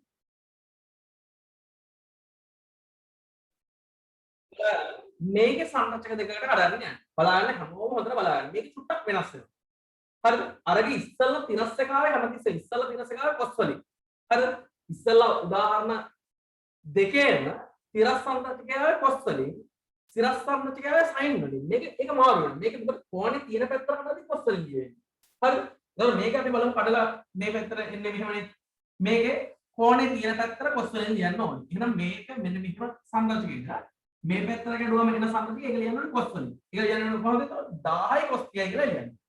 ඒක ලියන්න ඕනේ 1000යි cos 30යි කියලා ලියන්න. හරි 1000යි cos 30යි. පැහැදිලිද? කෝණේ තියෙන පැත්තට තියෙන සම්පතිය කොස් වලින් ලියන්න ඕනේ. ඒක සිරස් සම්පතිය. දැන් සිරස් සම්පතියට කොස් වලින්. හරි කෝණේ තියෙන පැත්තට මේක කෝණේ තියෙන පැත්තට කරෝ ඒක කොස් වලින් ලියන්න. එතකොට 10යි කොස් 30යි කියලා ලියන්න. ඔකට සුළු කරමු. 10යි කොස් 30යි කියන්නේ මූල තුන බෙදීම 2යි. හරි මූල තුන බෙදීම 2යි. 1000 ගුණ කිරීම 1.7යි 3යි 2 බෙදීම දෙකක් නේ. හරි එතකොට 1732ක් එනවා.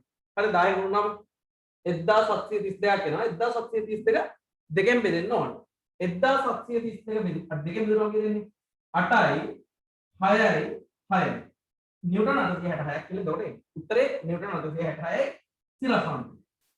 ඊළඟ කෝණේ නැති පැත්තට ගෙඩෙන්න ඕනේ. මේක මේ බලන්න. මේව තියෙන එක කෝණේ නැති පැත්තට ගෙඩෙන්න බෑ. හරි මේ සම්බන්ධයෙන් කෝණේ නැති පැත්තට ගෙඩෙන්න ඕනේ. කෝණේ නැති පැත්තට ගෙඩෙද්දී ඒක ලියන්නේ sin වලින්. එහෙනම් මේක ලියන්නේ 1000යි sin 30යි. මේ පැත්තට එන සම්බන්ධය ලියන්න ඕනේ 1000යි sin 30යි කියලා ලියන්න. හරි මේ පැත්තට එන්න ඕනේ 1000යි sin 30යි කියලා. 1000යි sin 30යි. හරි 1000යි sin 30යි කියලා කියන්නේ භාගය. හරි එතකොට ඔක සුළු කරාම එන්නේ කීයද? ඔක සුළු කරාම එන්නේ නිව්ටන් 500ක් කියලා එන්නේ. හරිද? නිව්ටන් 500ක් කියලා එන්නේ. මේ පැත්තට එන්නේ 10යි cos 30යි කියලා කෝණේ තියෙන පැත්තට එන්නේ 10යි cos 30යි කියලා. සුළු කරාම නිව්ටන් 866ක් කියලා එනවා. කෝණේ නැති පැත්තට එන්නේ 10යි sin 30යි කියලා. 10යි sin 30 සුළු කරාට පස්සේ නිව්ටන් 500ක් කියලා එනවා. උදාහරණයක් තුනක් හදලා තියා ඉන්න හදාගෙන ඊළඟට උදාහරණ 4 මම ඊට පස්සේ සාකච්ඡා කරනවා. හදලා තියා ඉන්න උදාහරණ තුනක් කරගන්න.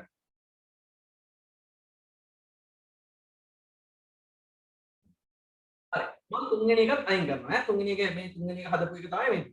හරිද? තුන්වෙනි එක හදපු එක මේ දෙන්නේ ඒකත් අයින් කරනවා. හතරවෙනි උදාහරණය ඊළඟට කරන්න යන්න. හරි. හරිද?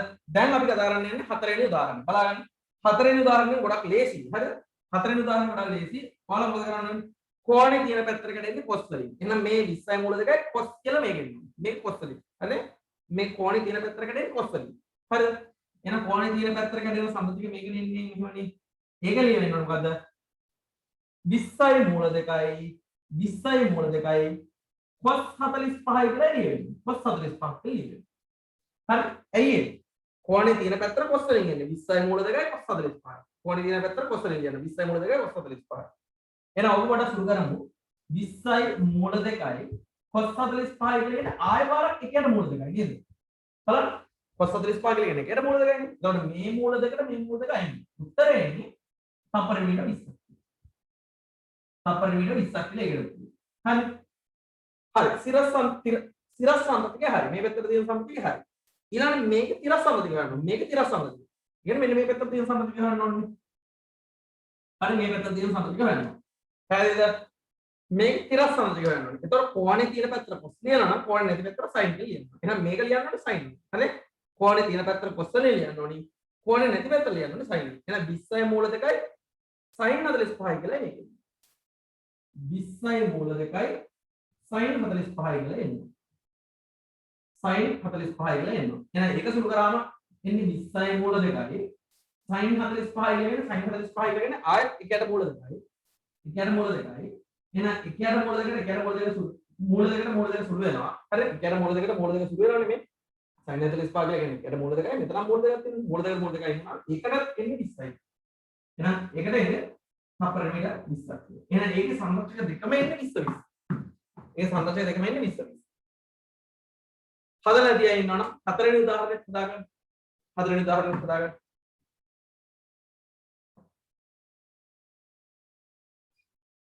හරි මම මේකටත් අයින් කරලා මම හිතනවා හැමෝම මේකත් හදාගෙන ඉවර ඇති කියලා හිතනවා.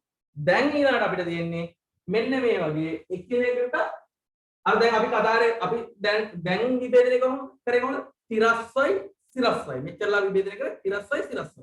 ඒක මම මෙතන දීලා දෙන උදාහරණයක්. ඔයාලා විභේදනය කරන්න ඕනි. මේ ආනත තලයෙන් ලම්බව එකක් විභේදනය කරන්න ඕනි.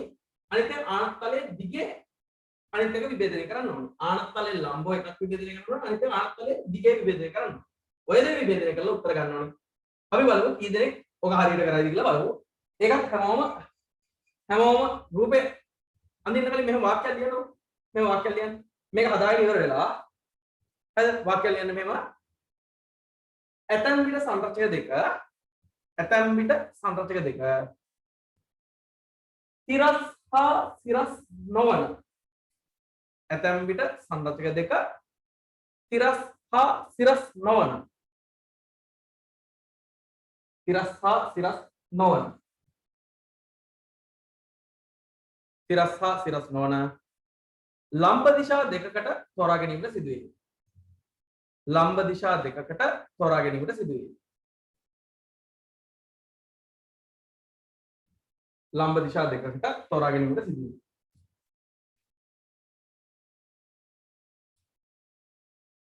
හරිද?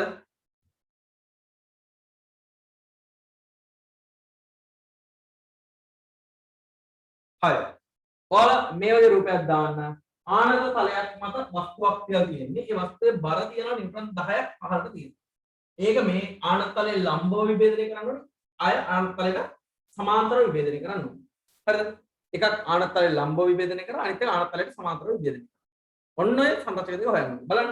එකක් ආනත තලයේ ලම්බයි අනිත් එක ආනත තලයට සමාන්තරයි. නැත්නම් ආනත තලයේ දිගයි. ඔන්න ඔය සංරචක දෙක හොයන්න. දැන් ඔය රූපය අඳින්න හිතලා බලන්න කොහොමද එන්නේ කියලා සංරචක දෙක. රූපය අඳින්න මුලින්ම කරමු.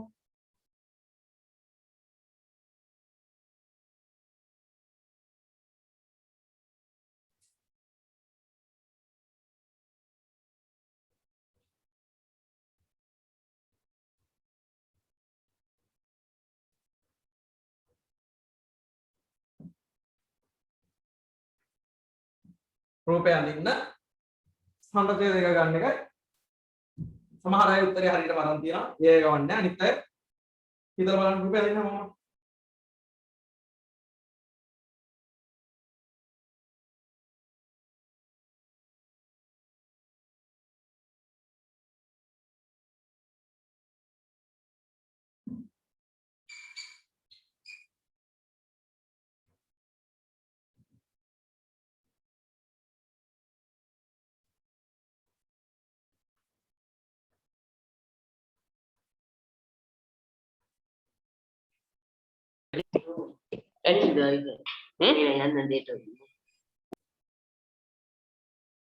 හැමෝම බලා ගන්න හොඳට බලා ගන්න. ඒකත් මම කියලා දෙන්නම්. හරිද?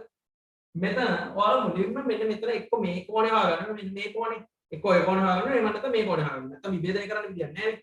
එහෙනම් ඔක හොයාගන්න පුළුවන් ඔයාලට. බලන්න මෙතන අංශක 30යි නම් මෙන්න මෙතන අංශක 90යි නේ. මෙන්න මේ කෝණේ අංශක 90යි. මෙන්න මේ කෝණේ අංශක 90යි. හරි? මේක 30යි මේක 90යි. එහෙනම් මෙන්න මේ කෝණේ නෝ අංශක 60ක්. මේ කෝණේ නෝ අංශක 60ක්. හරිද? ඔය කෝණේ අංශක 60ක් කියලා එනවා. ඒ කෝණේ අංශක 60ක් වෙනකොට ඉතින් ඔය කෝණේ අංශක 60ක් කියලා මෙන්න මේ කෝණේ තමයි අංශක 60ක් කියලා කියන්නේ. හරි?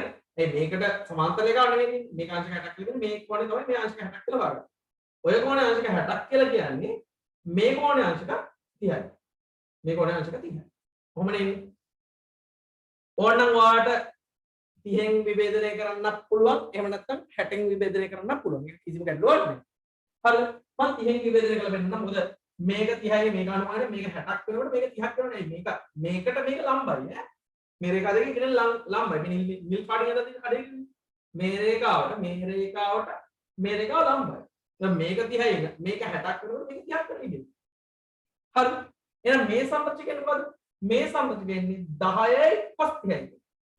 මේ සම්පත්‍ය කියන්නේ 10යි cos 30යි. හරි. 10යි cos 30යි කියලා කියන්නේ මොකද්ද? 10යි cos 30යි කියලා කියන්නේ මූල තුන බෙදීම දෙකයි. හරි. 10යි cos 30යි කියන්නේ මූල තුන බෙදීම දෙකයි. ඒ කියන්නේ 5යි මූල තුනක් කියලා එක. 5යි මූල තුනයි කියලා කියන්නේ 1.7යි 3යි 2යි.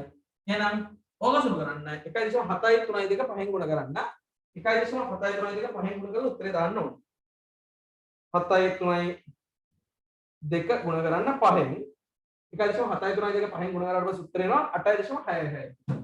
මේකට උත්තරේ එන්නේ 8.66 නිව්ටන් කියලා. 8.66 නිව්ටන්. මේ සමග කියන්නේ 8.66. හරි. ඊට පස්සේ ආනත්තලයේ සමාන්තර සමාන්තර වන්න කාලා මෙහෙම ගත්තත් කවන්නේ 10යි cos 60යි කියලා ගත්තොත් කිසිම වැරද්දක් නැහැ. හරිද? 10යි cos 60යි කියලා ගත්තොත් කිසිම වැරද්දක් නැහැ. මේ කොනේ 60යි එහෙනම් මේක 10යි cos 60යි. අවුලක් නැහැ. ඒ වුණාට ඉතින් කොනේ කියන පැත්තට කොනේ sin වලින් cos වලින් ලියද්දි මේක 10යි cos 30යි නම් මේක 10යි sin 30යි කියලා මම ලියනවා. මේක 10 sin 30. හරිද? ඔක 10 sin 30යි 10 sin 30 කියලා කියන්නේ භාගයෙන් දුන්න උත්තරේ නේද? නිව්ටන් පාත් වෙනවා මේ සමය. ඔන්න ඔහොම බෙදා ගන්න. පැහැදිලිද? සමහර වෙලාවට හරියටම සිරස්වයි විතරක් නෙවෙයි විභේදනය කරන්නේ. සිරස්වයි විතරක් නෙවෙයි විභේදනය කරන්නේ. සමහරවිට මේ වගේ ආණ්ඩු දිශාවලට විභේදනය කරනවා. ඒත් කරලා තියෙන්නේ කෝණේ තියෙන පැත්තට cos කියලා ගන්න. මේක 10 cos කියන්නේ. 10 cos 30 කියලා ගන්න මේ කෝණය. මේක 10 sin 30 කියලා ගන්න. මේක 10 sin 30. නැත්නම් 10 cos 60 කියලා ගත්තත් කමන්නේ නැහැ. 10 cos 60 කියලා ගත්තත් cos 60 භාගයෙන් 10 ගුණ 3 භාගයෙන් තමයි එන්නේ. ඒතරේ කොහොම ගත්තත් එකයි. 10 cos 60 කියලා ගත්තත් කමන්නේ නැහැ. එහෙම නැත්නම් මේක 10 cos 30 කියලා ගන්න මේක 10 sin 30 කියලා ගත්තත් කමන්නේ. මම ඒක 10 sin 30 කියලා. මේ වගේ උත්තරයක්. මම හිතනවා මේක කියපු කතාව තේරුණා කියලා හිතනවා. හැමෝම මෙතන තියනම් මෙතන 90 නම් මෙතන 60 නම් මෙතන 30 කියලා වෙන්නේ. මේ කොන 30 කියලා වෙන්නේ. මේ 60 නම් පෙන්නු නැතත් කමන්නේ නැහැ. හරි මේ 60 පෙන්නු නැතුණාට කමන්නේ. හරි මෙතන තියනම් මෙතන 90 නම් මේක 60යි. ඒක 60ක් මේක 30යි. එහෙනම් දැන් සම්බන්ධය ලියන්න කෝණේ තියෙන පැත්තට එන සම්බන්ධකේ 10 cos වලින් ලියන්න. මේක 10යි cos 30යි. සුළු කරලා ගන්න 6/6. මේකේ 10 sin 30. සුළු කරලා ගන්න නිව්ටන් 5යි.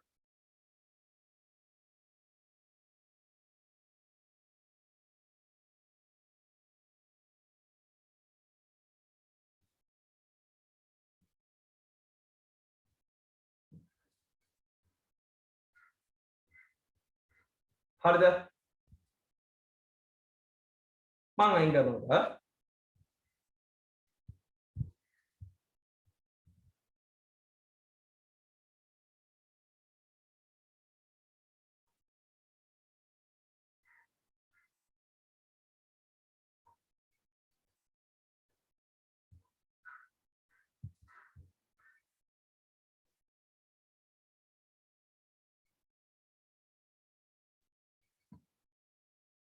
ලියන මාතෘකාවක් දෛශික සමූහයක සංප්‍රයුක්තය සෙවීම.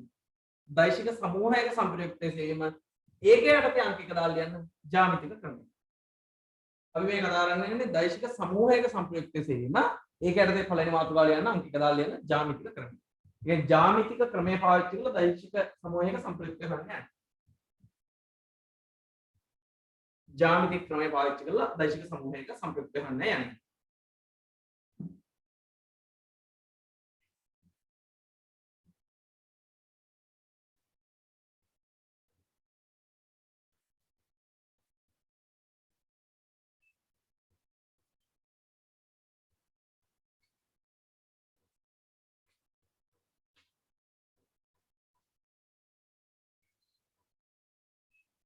හරිද? දෛශික සමූහයක සංප්‍රයුක්තය සෙවීම කියලා මාතෘකාව ලියලා ඒකේ යටතේ අංක එක දාලා ලියන්න ඕනි ජ්‍යාමිතික ක්‍රමය. හරි. ලියලා ඉවර නම් හොඳට බලන්න. හරිද? බලන්න හොඳට. දැන් මෙහෙමයි. හරිද? අපි දෛශික ත්‍රිකෝණෙදි කරපු දේ පොඩ්ඩක් මතක කරගන්න. දෛශික ත්‍රිකෝණෙදි කොහොමද කරේ? දෛශික දෙකක් විතරක් තියෙන වෙලාවට අපි කරේ මොකද? ඒ දෛශික දෙක මොකද කරේ? විශාලත්වය හා දිශාවාදී ත්‍රිකෝණයක අනුපිළිවෙලින් ගත්ත පාදමකින් නිරූපණය කරනවා. එතකොට මොකද උනේ? එතකොට අර අනිත් පාදේ මොකද ලැබුණේ? අනිත් පාදේ ලැබුණා සංප්‍රයුක්ත විශාලත්වය ලැබුණා. හරිද? සංප්‍රයුක්ත විශාලත්වය දිශාවය හොයන්න පුළුවන් අනිත් පාදේ. හරිද? ඒ කියන්නේ AB පාදයෙන් පෙන්නනවා එක දෛශිකයක්, ඊළඟට BC පාදයෙන් පෙන්නනවා අනිත් දෛශිකය. එතකොට AC පාදයෙන් අනිත් කියලා කියන්නේ සංප්‍රයුක්තය පෙන්නනවා. හරිද? ඒ වගේම දෙයක් තමයි මේකෙත් තියෙන්නේ. මේකෙදි තියෙන්නේ දැන් දෛශික දෙකක් තියෙනකොට ත්‍රිකෝණයක් හැදෙන්නේ. ඒ පාද දෙකකින් එකක් නිරූපණය කරාම දෛශික දෙක නිරූපණය කරාම තුන්වෙනි පාදේ සංප්‍රයුක්තය වෙනවා. හරි පාද දෙකකින් දෛශික දෙක නිරූපණය කරාට පස්සේ තුන්වෙනි පාදේ සංප්‍රයුක්තය වෙනවා. එතකොට දෛශික දෙකට වැඩිපුර තිබ්බොත් මොකද වෙන්නේ? ඔයාලා හිතන්න දෛශික තුනක් තිබ්බ කියලා හිතන්නකෝ. අපි අර විදියටම පාද වලින් නිරූපණය කරගෙන යනවා. හරි දෛශික සෙට් තියෙන දෛශික ටික පාද වලින් නිරූපණය කරනවා. දෛශික තුනක් තිබ්බොත් මොකද වෙන්නේ? එතකොට දෛශික තුන පාද තුනකින් නිරූපණය කරාම සංප්‍රයුක්ත වෙනුගෙන්ද හතරවෙනි පාදයේ සංප්‍රයුක්ත වෙන්නේ. එතකොට හැදෙන්නේ මොකද? චතුරස්‍රයක් හැදෙන්නේ. පාද හතරක් තියෙනවා එතකොට. එයි පාද තුනකින් පෙන්නනවා දෛශික තුන ඉතිරි පාදයෙන් එතකොට සංප්‍රයුක්ත වෙන්නේ. එතකොට චතුරස්‍රයක් හැදෙන්නේ. දෛශික හතරක් තිබ්බොත් මොකද වෙන්නේ? දෛශික හතරක් තිබ්බ පාද හතරෙන් පෙන්නනවා දෛශික හතර පස්වෙනි පාදයෙන් පේනවා මොකද? සංප්‍රයුක්ත. අන්න ඒක තමයි මේ ජ්‍යාමිතික ක්‍රමය කියලා කියන්නේ. ජ්‍යාමිතික ක්‍රමයේදී අපි මොකද කරන්නේ? අර දෛශික ත්‍රිකෝණයේ අඳින විද්‍යයටම තමයි. දෛශික ත්‍රිකෝණයේ අඳින විද්‍යයටම අපි මොකද කරන්නේ? දෛශික ත්‍රිකෝණයේ අඳින විද්‍යයටම අනුපිළිවෙලින් ගත්ත පාදමකින් දෛශිකයට වෙන්නනවා. බහුවස්ත්‍රයක අනුපිළිවෙලින් ගත්ත පාදවලින් වෙන්නනවා දෛශික ටික. එතකොට දෛශික ටික වෙන්නුවට පස්සේ අර ආරම්භක ලක්ෂය අවසාන ලක්ෂය අතර තියෙන පාදයෙන් මොකද වෙන්නේ? පේන්නේ. ඒකෙන් පේන මොකද? සම්ප්‍රයුක්ත වෙන්නේ. හරිද? මම උදාහරණයක් කරන්නේ. එතකොට මේ උදාහරණය හොඳටම තේරෙයි. දැනට ඔහොම කිව්වම පොඩි අයිඩියා එකක් එන්නත් ඇති. නොඑන්නත් ඇති. ආවේ නැහැ කියලා කිසි අවුලක් ගන්න එපා. මේක උදාහරණයක් කරද්දී හොඳටම තේරෙයි. හරිද? මම කියන කතාව ඒකට ඉඳලා මම හිතනවා. හරිද? දෛශික ත්‍රිකෝණයන් දිද්දී අපි කරේ අනුපිළිවෙලින් ගත්ත පාදමකින් දෛශික දෙක නිරූපණය කරාම තුන්වෙනි පාදයෙන් පේනවා සම්ප්‍රයුක්තය. හරිද? එතකොට මේකදී වෙන්නේ මොකද? මේකදී වෙන්නේ ජ්‍යාමිතික දෛශික සමූහයක් තියෙනවානේ. සමූහයක් කියලා කියන්නේ දෙකකට වැඩි වැඩි. එකට වැඩි වැඩි දෙකක් තුනක් හතරක් ඕනි ගන්න. එතකොට මේකේ මොකද කරන්නේ? අර තියෙන දෛශික සෙට් එකම බහුවස්ත්‍රයක අනුපිළිවෙලින් ගත්ත පාදවලින් පෙන්නගෙන යනවා. පෙන්නගෙන ගියාම එතකොට අවසාන ආරම්භ ලක්ෂයක් තුන අවසාන ලක්ෂයක් තුන ඔය දෙක අතර රේඛාවක් ගහුවම අන්නේ රේඛාවෙන් පේන මොකද? අන්නේ රේඛාවෙන් පේනවා මොකද? සම්ප්‍රයුක්ත වෙන්නේ. විශාලත්වය දිශාව වෙන්නේ. මේක තමයි ජ්‍යාමිතික ක්‍රමයේදී ඇත්තටම අපි කරන්නේ. හරිද? හරි අපි උදාහරණයක් කතා කරමු. ඔයාලා නෝට් එක කොට මෙහෙම ලියලා ඉන්නකෝ. ලියලා අපි උදාහරණයක් කළා කරාට පස්සේ හොඳටම තේරෙන්නේ මොකද්ද කියන්නේ. හරිද? ලියන්න වෙනම. ලියන්න දෛශික සමූහය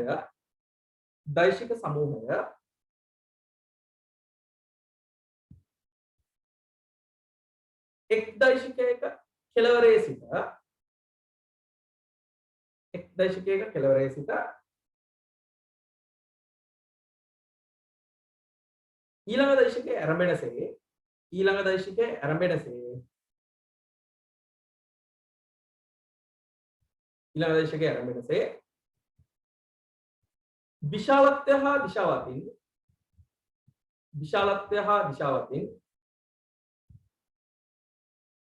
විශාලත්වය හා දිශාවතින්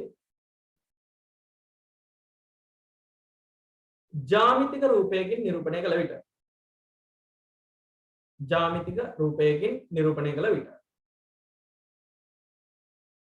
විශාලත්වය හා දිශාවතින් ජ්‍යාමිතික රූපයකින් නිරූපණය කළ විට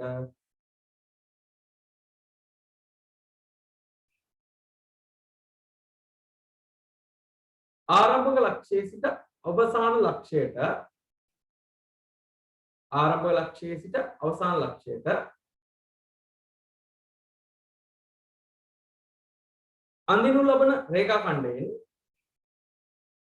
අඳිනු ලබන රේඛාඛණ්ඩයෙන්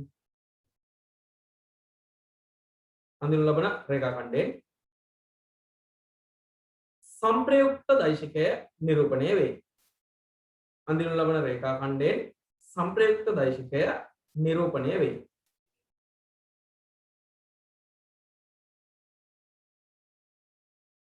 හරිද?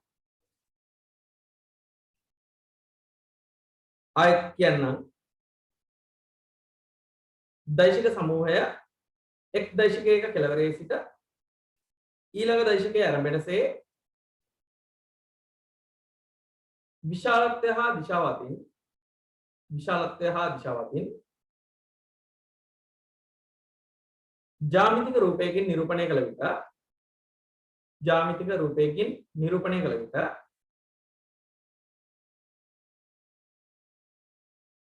ආරම්භක ලක්ෂයේ සිට අවසාන ලක්ෂයට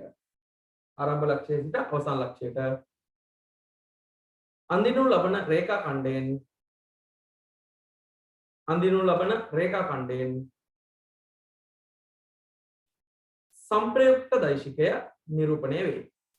සංප්‍රයුක්ත දෛශිකය නිරූපණය වේ. හරි මම උදාහරණයක් කියලා දෙන්නම්. හැමෝම හොඳට බලාගෙන ඉන්න. ලොකු දෙයක් නෑ සරලයි. හැබැයි හරියට බලාගෙන තේරුම් ගත්තේ නැත්නම් නම් ටිකක් සංකීර්ණ වෙන්න පුළුවන්. ඒකෙන්ද හොඳට බලාගෙන. මම මේ අඳින්න දෛශික සෙට් දෛශික සමූහයක්. මේ අඳින්නේ P1 කියලා දෛශිකයක්. එක දෛශිකයක් P1. හරිද? ඔය P1 කියලා දෛශිකයක් තියෙනවා. ඊට පස්සේ තව දෛශිකයක් අඳිනවා. මම P2 කියලා දෛශිකයක් මේ දෛශිකයේ මෙන්න මෙතන ඉඳලා මෙහෙම අඳිනවා. තව P2 කියලා දෛශිකයක්. හරිද? මේ තියෙන සිරස්ව තියෙන්නේ P2 දෛශිකය වෙනවා. හරිද? P1 දෛශිකයේ මේ පැත්තට දෙනවා. P2 දෛශිකයේ මේ පැත්තට දෙනවා. ඊළඟට P3 කියලා දෛශිකයක් අඳිනවා. මම මෙන්න මේ වගේ දිශාවකට හරිද P3 කියලා දෛශිකයක් අඳිනවා මේ වගේ පැත්තකට P3 දෛශිකය ඊට පස්සේ P4 කියලා දෛශිකයක් තව එකක් අඳින්නම් මම මේ වගේ පැත්තකට අඳින්නම් P4 කියලා දෛශිකයක් මේ වගේ පැත්තකට අඳින්න ඔය දෛශික සෙට් එකක් ඇදලා දෙන්න මේ දෛශික සෙට් එකේ සම්ප්‍රයුක්තය තමයි හොයන්නේ හරිද මෙතන ඉඳලා පටන් අරගෙන P1 කියලා දෛශිකයක් මේ පැත්තට දෙනවා සිරස්ව දෙනවා P2 කියලා දෛශිකයක් ඊට පස්සේ මෙන්න මේ දෛශිකයට ලම්බව තමයි P3 දෛශිකය දෙනවා මේ පැත්තට ඊට පස්සේ මේ වගේ දෛශිකයක් දෙනවා P4 කියලා දෛශිකයක් තියෙනවා ඔය දෛශික හතරේ සම්ප්‍රයුක්තය මම හොයන්න යන්නේ ජ්‍යාමිතික ක්‍රමයේ පාවිච්චි කරලා හොයන්නයි හරිද මේ දෛශික හතරේ සම්ප්‍රයුක්තය ජ්‍යාමිතික ක්‍රමයේ පාවිච්චි කරලා හොයන්න යන්නේ එහෙනම් මොකද කරන්න ඕනේ මේ දෛශික සෙට් එක පෙන්වන්න ඕනේ කොහොමද අර විශාලත්වය හා දිශාව අතින් අරගෙන අනුපිළිවෙලින් ගත්ත පාදමකින් පෙන්නගෙන යන්න. ඒ කියන්නේ එකක කෙලවරකින් අනිත් එක පටන් අරගෙන ඇඳගෙන යන්න. හරිද? අපි අඳින් බලන්න. මුලින්ම අඳිනකොට P1 දෛශිකය. එහෙනම් මේ P1 දෛශිකය එහා පැත්තෙන් නිරූපණය කරන්න ඕනේ. බලාගන්න යමම. හරිද? P1 දෛශිකය නිරූපණය කරන්න ඕනේ. P1 දෛශිකය නිරූපණය කරද්දී කොහොමද කරන්නේ? මේකට විශාලත්වය සමාන වෙන්න ඕනේ, සමාන්තර වෙන්න ඕනේ. මේ විදිහට මෙතනින් අඳිනකොට P1 දෛශිකය. හරිද? P1 දෛශිකය අඳිනවා මේ විදිහට. හරිද? මේකට විශාලත්වය සමාන වෙන්න ඕනේ. මේකට සමාන වෙන්න ඕනේ සමාන්තර වෙන්න ඕනේ මේ විදිහට අඳින්න. හරිද? ඊට පස්සේ ඒක P1 කියලා බෙන්නවා. P1 කියලා බෙන්නවා. ඒක AB දෛශිකය කියලා මම පෙන්නනවා. AB. පැහැදිලිද? මේ දෛශිකයට සමාන්තර වෙන්න ඕනේ මෙයා. අභිදිශාව එකම වෙන්න ඕනේ. ඒ කියන්නේ ඊතලයට යටෙන දිශාව ඊතලයට යටෙන්න ඕනේ. ඊළඟට මොකද වෙන්න ඕනේ? සමාන වෙන්න ඕනේ. මේකේ දිගයි සමාන වෙන විදිහට අඳින්න. මේක මෙතනින් අඳලා තියෙනවා. ඊට පස්සේ මොකද කරන්නේ? දැන් AB දෛශිකයෙන් තමයි ඔය P එක පෙන්නන්නේ. දැන් මේක කෙලවරින් පටන් ගන්න ඕනේ. මේ කෙලවරින් පටන් අරගෙන තමයි ඊළඟ දෛශිකය අඳින්න ඕනේ. එහෙනම් P2 අඳින්න ඕනේ. මේ කෙලවරින් පටන් ගන්න මේ දෛශිකය අඳිනවා මේක කියලා. එහෙනම් P2 අඳින්නේ මේ විදිහට. හරිද? P2 දෛශිකය මේ විදිහට අඳිනවා. P2 දෛශිකය මෙතනින් යනවා. ඒක නම් කරනවා BC දෛශිකය. හරිද? BC දෛශිකය කියලා නම් කරනවා. හරිද? ඒක BC කියලා නම් කරනවා. හරි? ඊට පස්සේ ඒක කෙලවරෙන් පටන් අරන් C වල කෙලවරෙන් පටන් අරන් අඳින්න ඕනේ P3 දෛශිකය අඳින්න. P3 දෛශිකය අඳින්න ඕනේ C වල කෙලවරෙන් පටන් ගන්න. එහෙනම් C වල කෙලවරෙන් පටන් අරන් P3 දෛශිකය අඳින්න. හරි P3 දෛශිකය අඳින්න ඕනේ C වල කෙලවරෙන් පටන් ගන්න. මේ අඳින්නේ P3 දෛශිකය. එතකොට ඒක අඳිද්දී ඔයාලට තේරෙන්න ඕනේ මේකට සමාන්තර වෙන්න P2 ඇඳා වගේම ඒකේ අභිදිශාවම P2 එන්න ඇඳා වගේම ඒකේ විශාලත්වය මේක තියෙන ඇඳා වගේම මේකෙත් ඒ විදිහම අඳින්න. මේකට මේක සමාන්තර වෙන්න ඕනේ මේකේ අභිදිශාවම මේකේ තියෙන්න ඕනේ මේකේ දිගම මේකේ තියෙන්න ඕනේ ඔය විදිහට අඳින්න ඕනේ P3 දෛශිකය. හරි P3ත් අඳින්න. ඊළඟ මොනවාරකට P4 අඳින්න ඕනේ. P4 අඳින්න ඕනේ. දැන් මම P4 දෛශිකය අඳිනවා. P4 අඳිද්දි කොහොමද වෙන්න ඕනේ? මේකට සමාන්තර වෙන්න ඕනේ. මේකට සමාන්තර වෙන්න ඕනේ. සමාන වෙන්න ඕනේ. මේ දිගම තියෙන්න ඕනේ. අභිදිශාව එකම වෙන්න ඕනේ කියලා අඳින්න. එහෙනම් මේ රේඛාවට සමාන්තර වෙන විදිහට අඳින්නේ ඈ. ඔයාලා අඳිද්දි හරියට අඳින්න. මම මාතෘකාව මකන්නේ ඈ.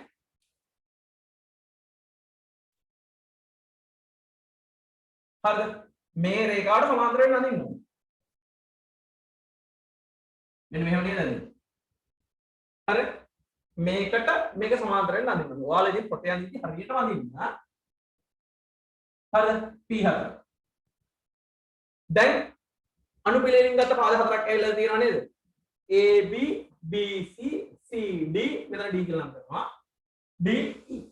බලන්න ලස්සන ඊතලට එක කියලා දෙන්නේ AB BC CD DE. බලන්න බහුවචනික පාද හතරක් ඇඳලා තියෙනවා. එහෙනම් ඕකේ සම්ප්‍රයුක්තය වෙන්නේ කොයි දෛශිකයෙන්ද? ආරම්භ ලක්ෂයයි අවසාන ලක්ෂයයි යා කරනවා. ආරම්භ ලක්ෂය අවසාන ලක්ෂය යා කරනවා. මේ තියෙන ආරම්භ ලක්ෂය අවසාන ලක්ෂය යා කරපස්සේ එන දෛශිකය. ඔන්න ඔය දෛශිකයෙන් වෙනවා සම්ප්‍රයුක්ත. මේක තමයි සම්ප්‍රයුක්ත දෛශිකය. පැහැදිලිද? මම හිතනවා මේ කියපු එක තේරුණා කියලා හිතනවා. හරි මෙන්න මේ දෛශිකයෙන් තමයි සම්ප්‍රයුක්ත දෛශිකය පෙන්නේ. ඔක ඔයාලා අඩිරෝල් තියලා ඉන්න මගේ නම් පොඩක් රේඛාව හරියටම ආවේ නැද්ද මන්දා ඔයාලා අදින්දි හරියටම අඩිරෝල් තියලා ඉන්නේ නේ. හරිද? මේ තමයි සම්ප්‍රයුක්ත දෛශිකය. පැහැදිලිද කියන්නේ? ඒ කියන්නේ AE දෛශිකයෙන් තමයි සම්ප්‍රයුක්ත දෛශිකය වෙන්නේ. හරි මේ දෛශික සෙට් එක තමයි මේ බහුවචනිකේ නිරූපණය කරලා තියෙන්නේ. මම හිතනවා මේ කියපු කතාව තේරුණා කියලා හිතනවා. හරිද? හරි. ඔයාලා කරන්න මම කියන පිළිවෙලට කරන්න හැමෝම කමන්ට් කැමති විදිහට දෛශික හතරක් අඳින්න දෛශික හතරක් අඳින්න කමන්ට් කැමති විදිහට ඒක මම කියන විදිහට කරගෙන යද්දී ඔයාලට තේරෙන්නේ හරිද හැබැයි මම කියන විදිහට කරන්න නැතුව වෙන විදිහට කරගෙන ගියොත් මේක හරියට ඔළුවට එන ගන්න නැහැ ඒකෙන්ද මොකද කරන්න ඕන මම කියන විදිහට කරන්න මොකද ඔයාලා කැමති විදිහට දෛශික හතරක් අඳින්න කැමති විදිහට දෛශික හතරක් අඳින්න මම මේ ආයෙ පාරක් කියලා දෙනවා ඔයාලට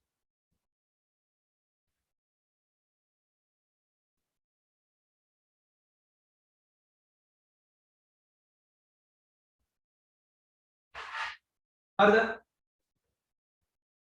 දෛශික හතරක් අඳින්න කැමති විදිහට ඕනි දිශාවට දෙන දෛශික හතරක් අඳින්න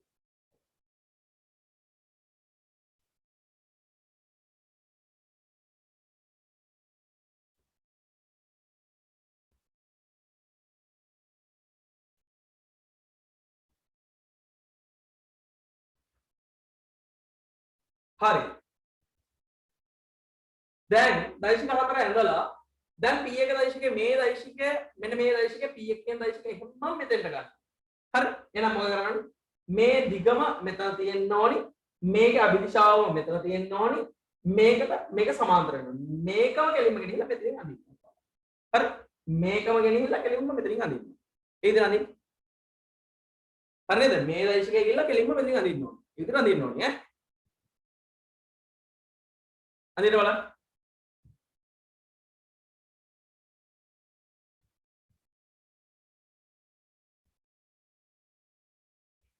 හරිද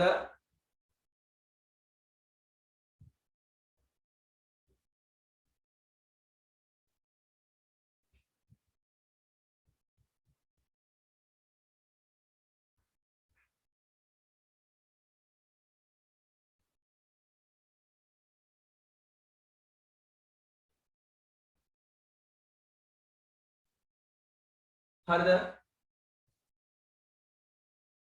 දැන් ඊළඟට මොකද කරන්න ඒක කෙලවරේ ඒක AB කියලා නම් කරන්න P1 කියලා නම් කරන්න AB දෛශිකය කියලා නම් කරන්න දැන් P එක කෙලවරෙන් පටන් ගන්න ඕනේ මේක ගෙනිහිල්ලා මෙන්න මේ P2 දෛශිකය ගෙනිහිල්ලා කෙලින්ම එතනින් අඳින්න ඕනේ ඒ කියන්නේ මේ දිගම මෙතන තියෙන්න ඕනි මේකට මෙයා සමාන්තර වෙන්න ඕනි මේකේ අභිදිශාව වෙන්න ඕනේ මේකම ගෙනිහිල්ලා කෙලින්ම එතනින් අඳින්න B කෙලවර අඳින්න බලන්න B කෙලවරේ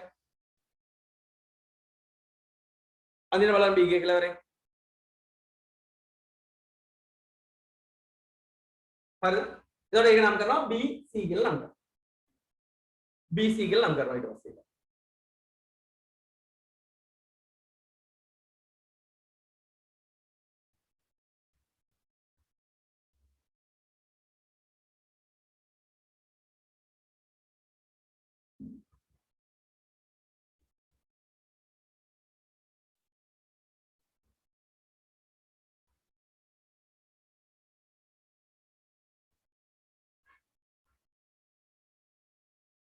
හරිද දැන් BC කියලා නම් කළා දැන් C එක කියලා වරෙන් පටන් ගන්න P3 අඳින්න ඕනේ එහෙනම් මේකම කෙලින්ම ගෙනහිල්ලා මෙතනින් අඳින්න ඕනේ C කියලා වරෙන් ඈ මේ දෛශිකය ගෙනහිල්ලා කෙලින්ම C කියලා වරෙන් අඳින්න එතකොට මේකට සමාන්තර වෙන්න ඕනේ මේක හරි මේ රේඛාවට සමාන්තර වෙන්න ඕනේ මේ රේඛාව හරිද මේ රේඛාවට මෙන්න මේ රේඛාවට සමාන්තර වෙන්න ඕනේ මේ රේඛාව අභිදිශාව එකම වෙන්න ඕනේ මේකේ අභිදිශාව මේක තියෙන්නත් ඕනේ ඊළඟට මේකේ දිගම මේක තියෙන්නත් ඕනේ ඒ විදිහට P3 ඒ රේඛාව ඊට පස්සේ නම් කරනවා ඒ රේඛාව කියන්නේ ඒ දෛශිකය නම් කරනවා මොකද CD දෛශිකය කියලා නම් කරනවා ඒ කියන්නේ මේක BC කියලා නම් කරනවා මේක D කියලා නම් CD දෛශිකය ඒක P3 කියලා කිව්වා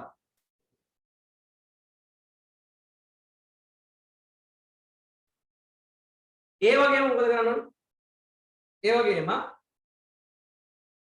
ඊට පස්සේ මොකද කරන්න ඕනේ D ගේ කෙලවරෙන් පටන් අරගෙන D ගේ කෙලවරෙන් D වලින් පටන් අරගෙන P4 දෛශිකය අඳින්න ඕනේ අර වගේම තමයි මේක කෙලිම ගෙනිහලා මෙතන අඳින්න ඕනේ මේකේ දිගම මෙතන තියෙන්න ඕනේ මේකට මේක සමාන්තර වෙන්න ඕනේ ඊතලයේ දිශාව එකම වෙන්න මේක කෙලිම ගෙනිහලා මෙතන අඳින්න D කෙලවරෙන් ගෙනිහලා අඳින්න DE දෛශිකය කියලා එක නම් කරනවා එතකොට ඒක P4 DE කියලා කියන්නේ P4 දැන් අපි දෛශික 4 නිරූපණය කරලා ඉවරයි P1 P2 P3 P4 කියන දෛශික 4 නිරූපණය කරලා ඉවරයි ආගන්න හැමෝම බලන්න දැන් මොකද කරන්න ඕනේ ආරම්භක ලක්ෂයක් තියෙනවා අවසාන ලක්ෂයක් තියෙනවා A කියලා කියන්නේ ආරම්භ ලක්ෂය E කියලා කියන්නේ අවසාන ලක්ෂය ආරම්භක ලක්ෂය අවසාන ලක්ෂය අතර සරල රේඛීය දුර තමයි සංප්‍රයුක්ත දෛශිකය කියලා කියන්නේ. එහෙනම් A වල ඉඳලා E වලට අඳිනවා මොකද?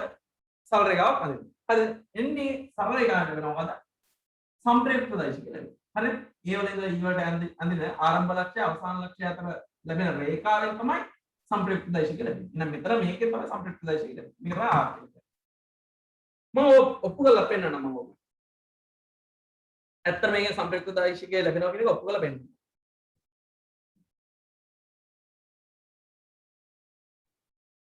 හරිද? ඒකෙන් संप्रयुक्त दैशिක ලැබෙනවා කියන එක මම ඔප්පු කරලා පෙන්නනවා.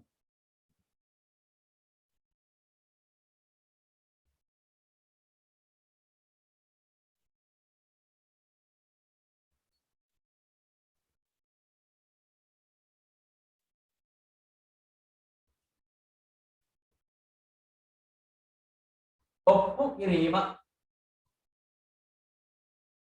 බලන්න හැමෝම මම මේක ඔප්පු කරලා පෙන්නන්නේ නැහැ. හරිද? මට ඕනි මෙන්න මේ දෛශික හතරේ එකතුවන සංප්‍රයුක්තය කියලා අපි හොයන්නේ මේ දෛශික හතරේ එකතුව තමයි P1 P2 P3 P4 කියන දෛශික හතරේ එකතුව තමයි සංප්‍රයුක්තය කියලා අපි හොයන්නේ. එහෙනම් හරි එහෙනම් සංප්‍රයුක්තය R දෛශිකයේ සමානයි P1 දෛශිකයට එකතු වෙන්න ඕනි P2 දෛශිකය, ඒකට එකතු වෙන්න ඕනි P3 දෛශිකය, ඒකට එකතු වෙන්න ඕනි P4 දෛශිකය. ඔය දෛශික හතරේ එකතුව තමයි R සංප්‍රයුක්ත දෛශිකය කියලා කියන්නේ. හරි P1 එකතු කරගෙන P2 එකතු කරගෙන P3 එකතු කරගෙන P4. මේ දෛශික හතරේ දෛශික එකතුව තමයි සංප්‍රයුක්ත දෛශිකය කියලා කියන්නේ. එහෙනම් අපි ආදේශ කරමු. P1 දෛශිකය කියලා කියනකොට P1 දෛශිකය කියන්නේ AB දෛශිකය නේද? දැන් ඒක දානවා AB දෛශිකය කියලා දානවා. AB දෛශිකය කියලා දානවා. P2 දෛශිකය කියනකොට P2 දෛශිකය කියන්නේ BC දෛශිකය නේද? ඒක දානවා BC දෛශිකය කියලා දානවා. P2 කියන්නේ BC දෛශිකය. P3 දෛශිකය කියනකොට P3 දෛශිකය කියන්නේ CD දෛශිකය නේද? ඒක දානවා CD දෛශිකය කියලා දානවා. CD දෛශිකය. P4 දෛශිකය කියන්නේ මොකද? DE දෛශිකය කියලා දානවා. ඒක දානවා DE දෛශිකය කියලා දානවා. දැන් බලන්න P1 කියලා කියන්නේ AB දෛශිකය, P2 කියලා කියන්නේ BC දෛශිකය, P3 කියලා කියන්නේ CD දෛශිකය, P4 කියලා කියන්නේ DE දෛශිකය. AB දන BC දන CD දන DE කියලා දෛශික හතරේ. ඔයාලට මම කිව්වා හරිද? ඔයාලට මතක නම් මම කිව්වා AB දන BC කියලා තිබ්බොත් AB දන BC කියලා තිබ්බොත් ඔක ලියන්න පුළුවන්. මැද තියෙන B එක අයින් කරලා AC දෛශිකය කියලා ලියන්න පුළුවන් කියලා කියනවා. හරි? AC දෛශිකය කියලා ලියන්න පුළුවන්. එහෙනම් AC දන CD දන DE කියලා නේද ඔනේ? DE කියලා නැත ඔයාලට මෙහෙම බැලුවත් තේරෙනවනේ බලන්නකො AB දෛශිකය එකතු කරගෙන BC දෛශිකය කියලා කියන්නේ මේ දෛශික දෙකයි එකතුව ගන්න පුළුවන් AB දන BC කියලා කියන දෛශික දෙක එකතුව ගන්න පුළුවන් කොහොමද දෛශික ත්‍රිකෝණයෙන් ගන්න පුළුවන් AB දෛශිකය දන BC දෛශිකයේ සංප්‍රයුක්ත ලැබෙන්නේ AC දෛශිකය මෙන්න මේ AC දෛශිකය ලැබෙනවනේ දෛශික ත්‍රිකෝණයෙන් ගන්න පුළුවන් නේද AC දෛශිකය ලැබෙනවනේ මේ දෛශික ත්‍රිකෝණයෙන් ගන්න පුළුවන් ඒක මම ගන්නවා දෙනවා මෙන්න මේ AC දෛශිකය ගන්න පුළුවන් හරි AC දෛශිකයෙන් ගන්න පුළුවන්. හරි AB දන BC කියන දෙක එකතුව AC දෛශිකයෙන් ගන්න පුළුවන්. හරි AC දෛශිකයෙන් ගන්න පුළුවන්. එහෙනම් AB දන BC වෙනකොට තමයි AC. හරි දැන් AB දන BC දෙක වෙනකොට AB BC දෙක වෙනකොට තමයි AC තියෙන්නේ. AC දන CD බලන්න AC දන CD. එහෙනම් ඒ දෙක එකතු කරන්න පුළුවන් නේද AD වල. ඒ දෙක එකතු කරන්න පුළුවන් නේද AD වල. AD වලින් ගන්න පුළුවන් නේ AC ඉඳලා CD. එහෙනම් ඒක ගන්න පුළුවන් AD වලින්. ඒ නැත්නම් ඔයාලට තේරෙනවා මැද 100වත් වෙනවනේ ඒක අයින් කරලා අපි ඔයගොල්ලෝ යන්න පුළුවන් මොකද? AD දශිකය කියලා යන්න පුළුවන්. AD ඉඳලා DE එක. නේ බලන්න දැන් ඉතලා දේ මොකද? AD ඉඳලා DE. මේ බලන්න AD ඉඳලා DE. එහෙනම් ඒක ගන්න පුළුවන් නේද? AE දශිකය. AD ඉඳලා DE. AD ඉඳලා DE කියලා කියනකොට AE දශිකය. එහෙනම් මේ දෙක වෙනකොට කියන්න පුළුවන් මම මැද තියෙන D එක අයින් කරලා AE කියලා ලියනවා වගේ වැඩක් තමයි. AE දශිකය කියලා ලියනවා. එහෙනම් संप्रयुक्त කියලා කියන්නේ R කියලා කියන්නේ संप्रयुक्त දෛශිකය කියලා කියන්නේ AE දෛශිකය. බලන්න ඔප්පු කරලා පෙන්නනවා. संप्रयुक्त දෛශිකය කියලා කියන්නේ R කියලා කියන්නේ AE දෛශිකය. ඔප්පු කරලා පෙන්නලා ඉවරයි ඈ. හරි? AB දන BC මේ AB දන BC වෙනකොට ලියනවා AC කියලා. ඒතර AC දන CD AC දන CD කියලා ලියනවා AD වෙනවා. හරි? එහෙනම් AD දන DE කියලා ලියනවා මේ AD දන DE කියලා ලියනවා AU එන සංප්‍රයුක්ත අන්තිමට ලැබෙන්නේ සංප්‍රයුක්තයෙන් ලැබෙන්නේ අතර AE දෛශිකය තමයි ලැබෙන්නේ. එහෙනම් මෙන්න මේ AE දෛශිකයෙන් සංප්‍රයුක්තය R ලැබෙනවා. බලන්න ඔප්පු කරලා දෙන්න. මේ ටිකේ එකතුව කියලා කියන්නේ අතර AE දෛශිකය. මේ ටිකේ එකතුව කියලා කියන්නේ AE දෛශිකය. එහෙනම් මේ බහුවස්ත්‍රය පාන්න පුළුවන් මොකද? දෛශික බහුවස්ත්‍ර ක්‍රමයෙන් එහෙම නැත්නම් ජ්‍යාමිතික ක්‍රමයෙන් දෛශික සමූහයක සංප්‍රයුක්තය හොයන්න පුළුවන්. ඒ ක්‍රමය තමයි මේ කියන්නේ. හරිද? මේක සම්පූර්ණ කරගෙන අවසන් කරන්න.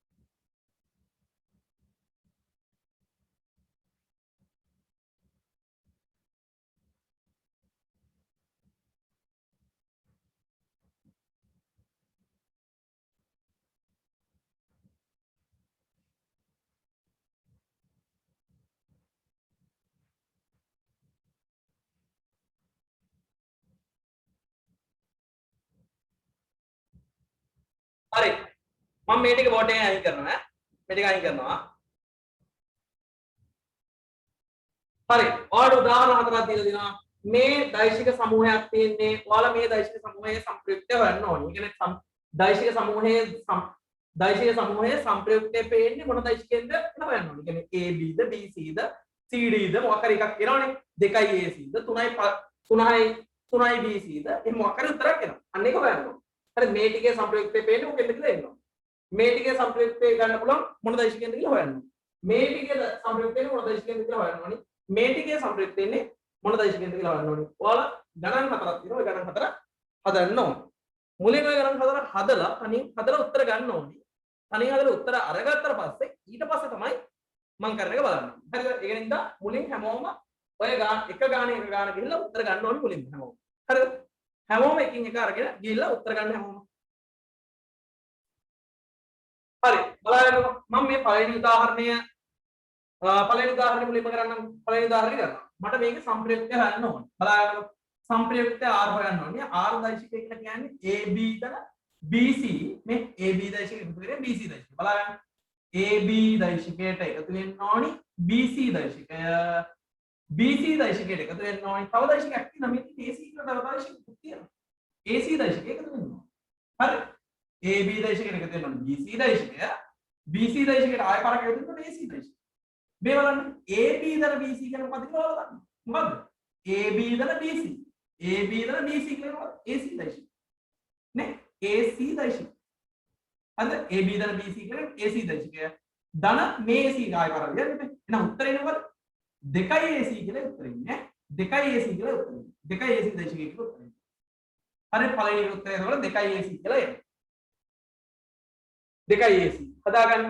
හරි AB දන BC තව AC එක්කුත් වෙන්න ඕනේ. AB දන BC තව AC එක්කුත් වෙන්න ඕනේ. AB දන BC කියලා නේද? AB දන BC කියලා AC දෛශිකය. AC කියලා ලියුවා. තව AC එකක් තියෙනවනේ මේක නේද? AC දන AC කියලා 2යි AC. උත්තරේ 2යි AC කියලා එනවා. හරිද? 2යි AC කියලා එනවා. හරිද? මම දෙවෙනි එකක් කියලා දෙන්නම්. හරිද? දෙවෙනි එකක් කියලා දෙන්නම්. බලන්න. පළවෙනි එක හැමෝම කරගෙන ගිහලා මම හිතනවා මම පළවෙනි එක අයින් කරනවා. අයින් කරලා දෙවෙනි එක කරන්න පටන් ගන්නවා. බලන්න දෙවෙනි උදාහරණය කරමු. බලන්න දෙවෙනි එක මේ කරන්න යන්නේ. සංප්‍රයුක්තේ හොයන්නේ R දෛශිකය හොයන්න යන්නේ. R දෛශිකය කියන්නේ මොකද? AB ධන BC ධන CD ධන DE කියලා එන්නේ බෑ. ඒ සෙට් එක වෙන්න බෑ. ලියමු අපි. AB එකතු කිරීම BC එකතු කිරීම CD එකතු කිරීම හරි AB එකතු කිරීම BC එකතු කිරීම CD එකතු කිරීම DE ඔය ටික වෙනවා. ඉවරද? ඉවර නෑ. තව තියෙනවා. හරි AB BC CD DE ඔය සෙට් එක වෙනවා. එතනින් A ටික පිළිවෙලට එනවා. AB BC CD DE ඒ ටික පිළිවෙලට එනවා. හැබැයි මෙතනින් ආයෙ පාරක් ලියන්න ඕනද AF ධන FE කියලා එන්න ඕනේ නේද? AF ධන FE එකක්.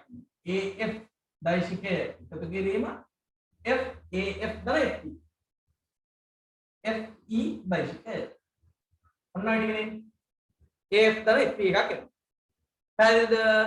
මම හිතනවා දැන් නම් පැහැදිලිද කියලා හිතනවා. හරි. AB BC CD DE බලන්න අර ඔයාලා මතකද කිව්වා මේ වගේ පිළිවෙලට අනුපිළිවෙලින් ගත්ත පාදමකින් තියනවා නම් AB ධන DC ධන CD ධන DE කියලා ඔය වගේ පිළිවෙලක් තියෙනවා නම් ඔබ ලියන්න පුළුවන් නේද AE කියලා. ආරම්භ ලක්ෂ්‍ය අවසාන ලක්ෂ්‍ය අතර තියෙන දෛශිකනේ AE කියලා ලියන්න පුළුවන්. එහෙනම් මේ ටිකම වෙනකොට AE කියලා ලියන්න පුළුවන්. AB ධන BC ධන CD ධන DE කියලා වෙනකොට මේ ටික වෙනකොට කියනවා AE කියලා නේ. AB ධන BC ධන CD ධන DE. ඔය ටික වෙනකොට කියනවා AE. ඒ ටික වෙනකොට AE කියලා. AE දෛශික. හරි ඊළාට මම ලියන්නම් AF ධන FE කියලා ලියනවානේ මේ ටික වෙනකොට බලන්න මේ ටික වෙනකොට ආයෙ ලියන්න පුළුවන් වන්න මොකද AF ධන FE කියලා කියනවාද AF ධන FE AF ධන FE මොකද AF ධන FE කියලා AE දෛශිකේ නේද AE දෛශිකේ මේ දිනේ AE දෛශිකේ හරි AE දෛශිකේ එකතු කරන්නේ AE කියලා කියන්නේ 2යි AE කියලා උත්තරය එනවා 2යි AE කියලා උත්තරය. හරි. AB ධන BC ධන CD ධන DE. මේ AB ධන BC ධන CD ධන DE. ඔය ටික කියලා කියන්නේ AE දෛශිකය. ගානට අර බහුවස්ත්‍රයේ අනුපිළිවෙලින් ගත්ත පාදමකින් තියෙනවනේ. ඒක බලන්න බහුවස්ත්‍රයේ අනුපිළිවෙලින් ගත්ත පාදමකින් තියෙනවා. එහෙනම් ඒකේ ඒ ටිකේ සම්ප්‍රයුක්තය AE වගේ තියෙනවා. AB ධන BC ධන CD ධන DE. ඒ ටික AE. AF ධන FE මේ AF ධන FE. ඒ කියන්නේ එකත් AE. එකත් AE. එහෙනම් AE එකට නෙමෙයි ඉතලක 2යි AE කියලා උත්තරේ. හරිද? හරි ඒකත් දාගන්න හදාගන්න ඔයාලා හදමු නැති අය ඉන්නවනම්. හරිද? එහෙනම් අපි 3යි 4යි ප්‍රශ්න දෙකක් සාකච්ඡා කරමු. 3යි 4යි ප්‍රශ්න දෙකක් සාකච්ඡා කරමු. මම තුන්වෙනි ප්‍රශ්නේ ඊළඟට සාකච්ඡා කරන්න පටන් ගන්නවා. හරිද?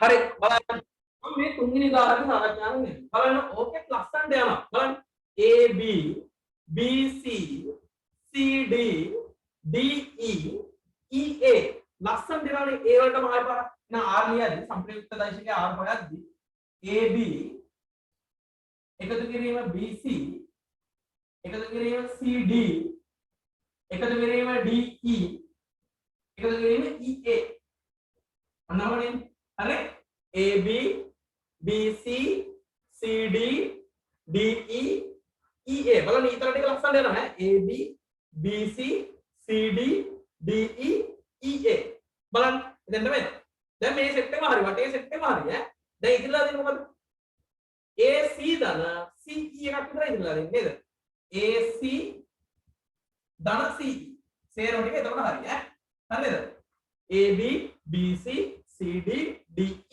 EA ඒ වලට වෙනවා දැන් ඉතින් වෙනවද AC ධන CE එකක් විතරයි බලන්නකො දැන් ඔයාලට තේරෙනවා මෙතනින් පටන් අරගෙන බලන්න ආරම්භ ලක්ෂ්‍ය A AB BC CD DE EA කියලා ආය පාර ආරම්භ ලක්ෂ්‍යයටම එන්න තියෙනවා නේද එහෙනම් ආරම්භ ලක්ෂ්‍යයටම ආය පාරක් යනවා කියන්නේ A ටිකේ සම්ප්‍රයුක්ති කියන්නේ ආරම්භ ලක්ෂ්‍ය අවසාන ලක්ෂ්‍ය සමපාතක බලන්න AB BC CD දල DE දල EA ආය පාරක් හිටපු තැනට ඇවිල්ලා එහෙනම් A සෙට් එකේ සම්ප්‍රයුක්තය මොකද බිඳුවක් කියලා එන්නේ. ඒ ටිකේම සම්ප්‍රයුක්ත බිඳුවක්. මොකද හේතුව ආරම්භක ලක්ෂ්‍යයෙන්ම ආය පාරක් පටන් ගන්න ඉඳින්ද ඒ ටිකේ සම්ප්‍රයුක්ත බිඳුවක් කියලා එන්නේ.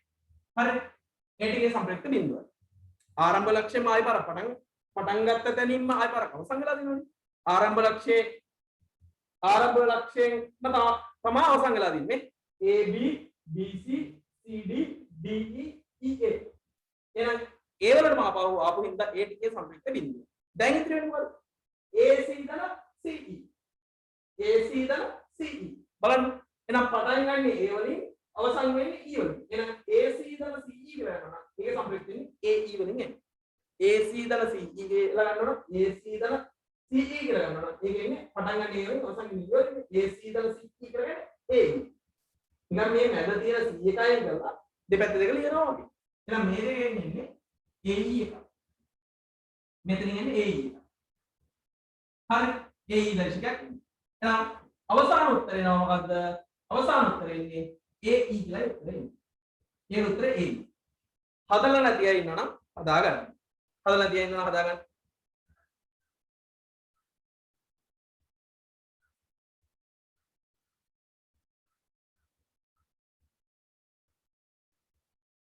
හදලා නැති අය ඉන්නවනම් හදා ගන්න මම තුන්වෙනි එකත් අයින් කරනවා හතරවෙනි එක හදන්න පටන් ගන්න ඈ තුන්වෙනි එක අයින් කරනවා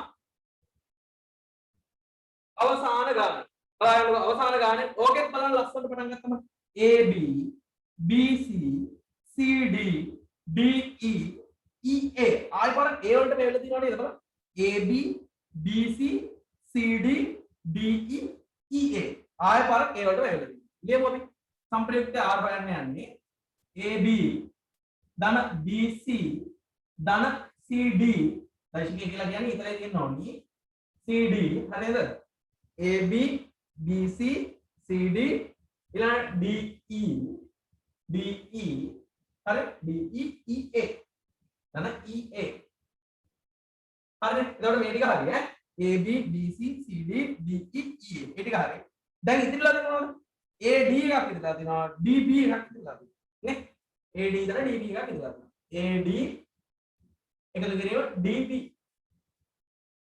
හරි හරිද AB BC CD DE EA ආය බලක දෙන්නම ආව ඒ ටිකම හරි එහෙනම් ඒ ටිකේ සම්ප්‍රයුක්ත පටන් ගත්ත තැනින්ම ආය බලක අවසන් කරන එක සම්ප්‍රයුක්ත බිඳුවයි ඈ මේ පටන් ගත්ත තැනින්ම ආය බලක සම්ප්‍රයුක්ත අවසන් වෙලා දෙනවා ඉතින් පටන් ගත්තා මෙහෙම කියලා මෙහෙම කියලා ලස්සනට ආය බලක දෙන්න වෙනවා එහෙනම් ආරම්භක ලක්ෂණයම තමයි අවසන් වෙලා තියෙන්නේ එහෙනම් මේ දෙක අතර දුරක් නැහැ එහෙනම් සම්ප්‍රයුක්ත බිඳුව එහෙනම් මේ ටිකේ බිඳුවක් වෙනවා මේ ටිකේ බිඳුව සම්ප්‍රයුක්ත හරිද ඒ ටිකේ සම්ප්‍රයුක්ත බිඳුව දැන් ඉතින් වෙනවද AD ධන DB හරි AD ධන DB ලස්සන බලන්න ඊතර ටික යනවා ඈ AD ධන DB AD ධන DB කියලා කියමුද AD ධන DB මොකද ආරම්භ ලක්ෂ්‍ය මෙතන අවසන් ලක්ෂ්‍ය මෙතන AD ධන DB කිව්වම AB කියලා එන්න ඕනේ AD ධන DB කිව්වම AB කියලා එන්න ඕනේ මොකද පටන් ගන්න මෙතන මේ ඊතලේ පටන් ගන්න මෙතන පටන් අරගෙන ගිලින් අවසන් වෙන්නේ මෙතන AD ධන DB කිව්වම පටන් ගන්න මෙතනින් අවසන් වෙන්නේ මෙතන හින්දා ඒකෙන් ඕනේ AB කියලා එන්න ඕනේ නැත්තම් මේ මැද D අකුර අයින් කරලා AB කියලා කරනවා. මේකෙන්නේ AB කියලා එනවා. හරි. එහෙනම් ඔය දෙක එකතු කරලා ගන්න සම්ප්‍රයුක්ත දෛශිකයේ අවසානයේ ඉන්නේ AB දෛශිකය කියලා උත්තරේ එන්නේ. උත්තරේ AB දෛශිකය. හදාගන්න. හදාගන්න. එහෙනම් ඔය දෛශිකවල සම්ප්‍රයුක්තය හොයන ජ්‍යාමිතික ක්‍රමය තමයි මම ඔය කරේ. දෛශිකවල සම්ප්‍රයුක්තය හොයන ජ්‍යාමිතික ක්‍රමය ඔය කරේ. ඊළඟට තියෙන්නේ බෙදගත්ම ක්‍රමය විභේදන ක්‍රමය තමයි ඊළඟට තියෙන්නේ. හරිද? විභේදන ක්‍රමය තමයි ඊළඟට තියෙන්නේ. බෙදගත්ම ක්‍රමය විභේදන ක්‍රමය තමයි ඊළඟට තියෙන්නේ. හරිද?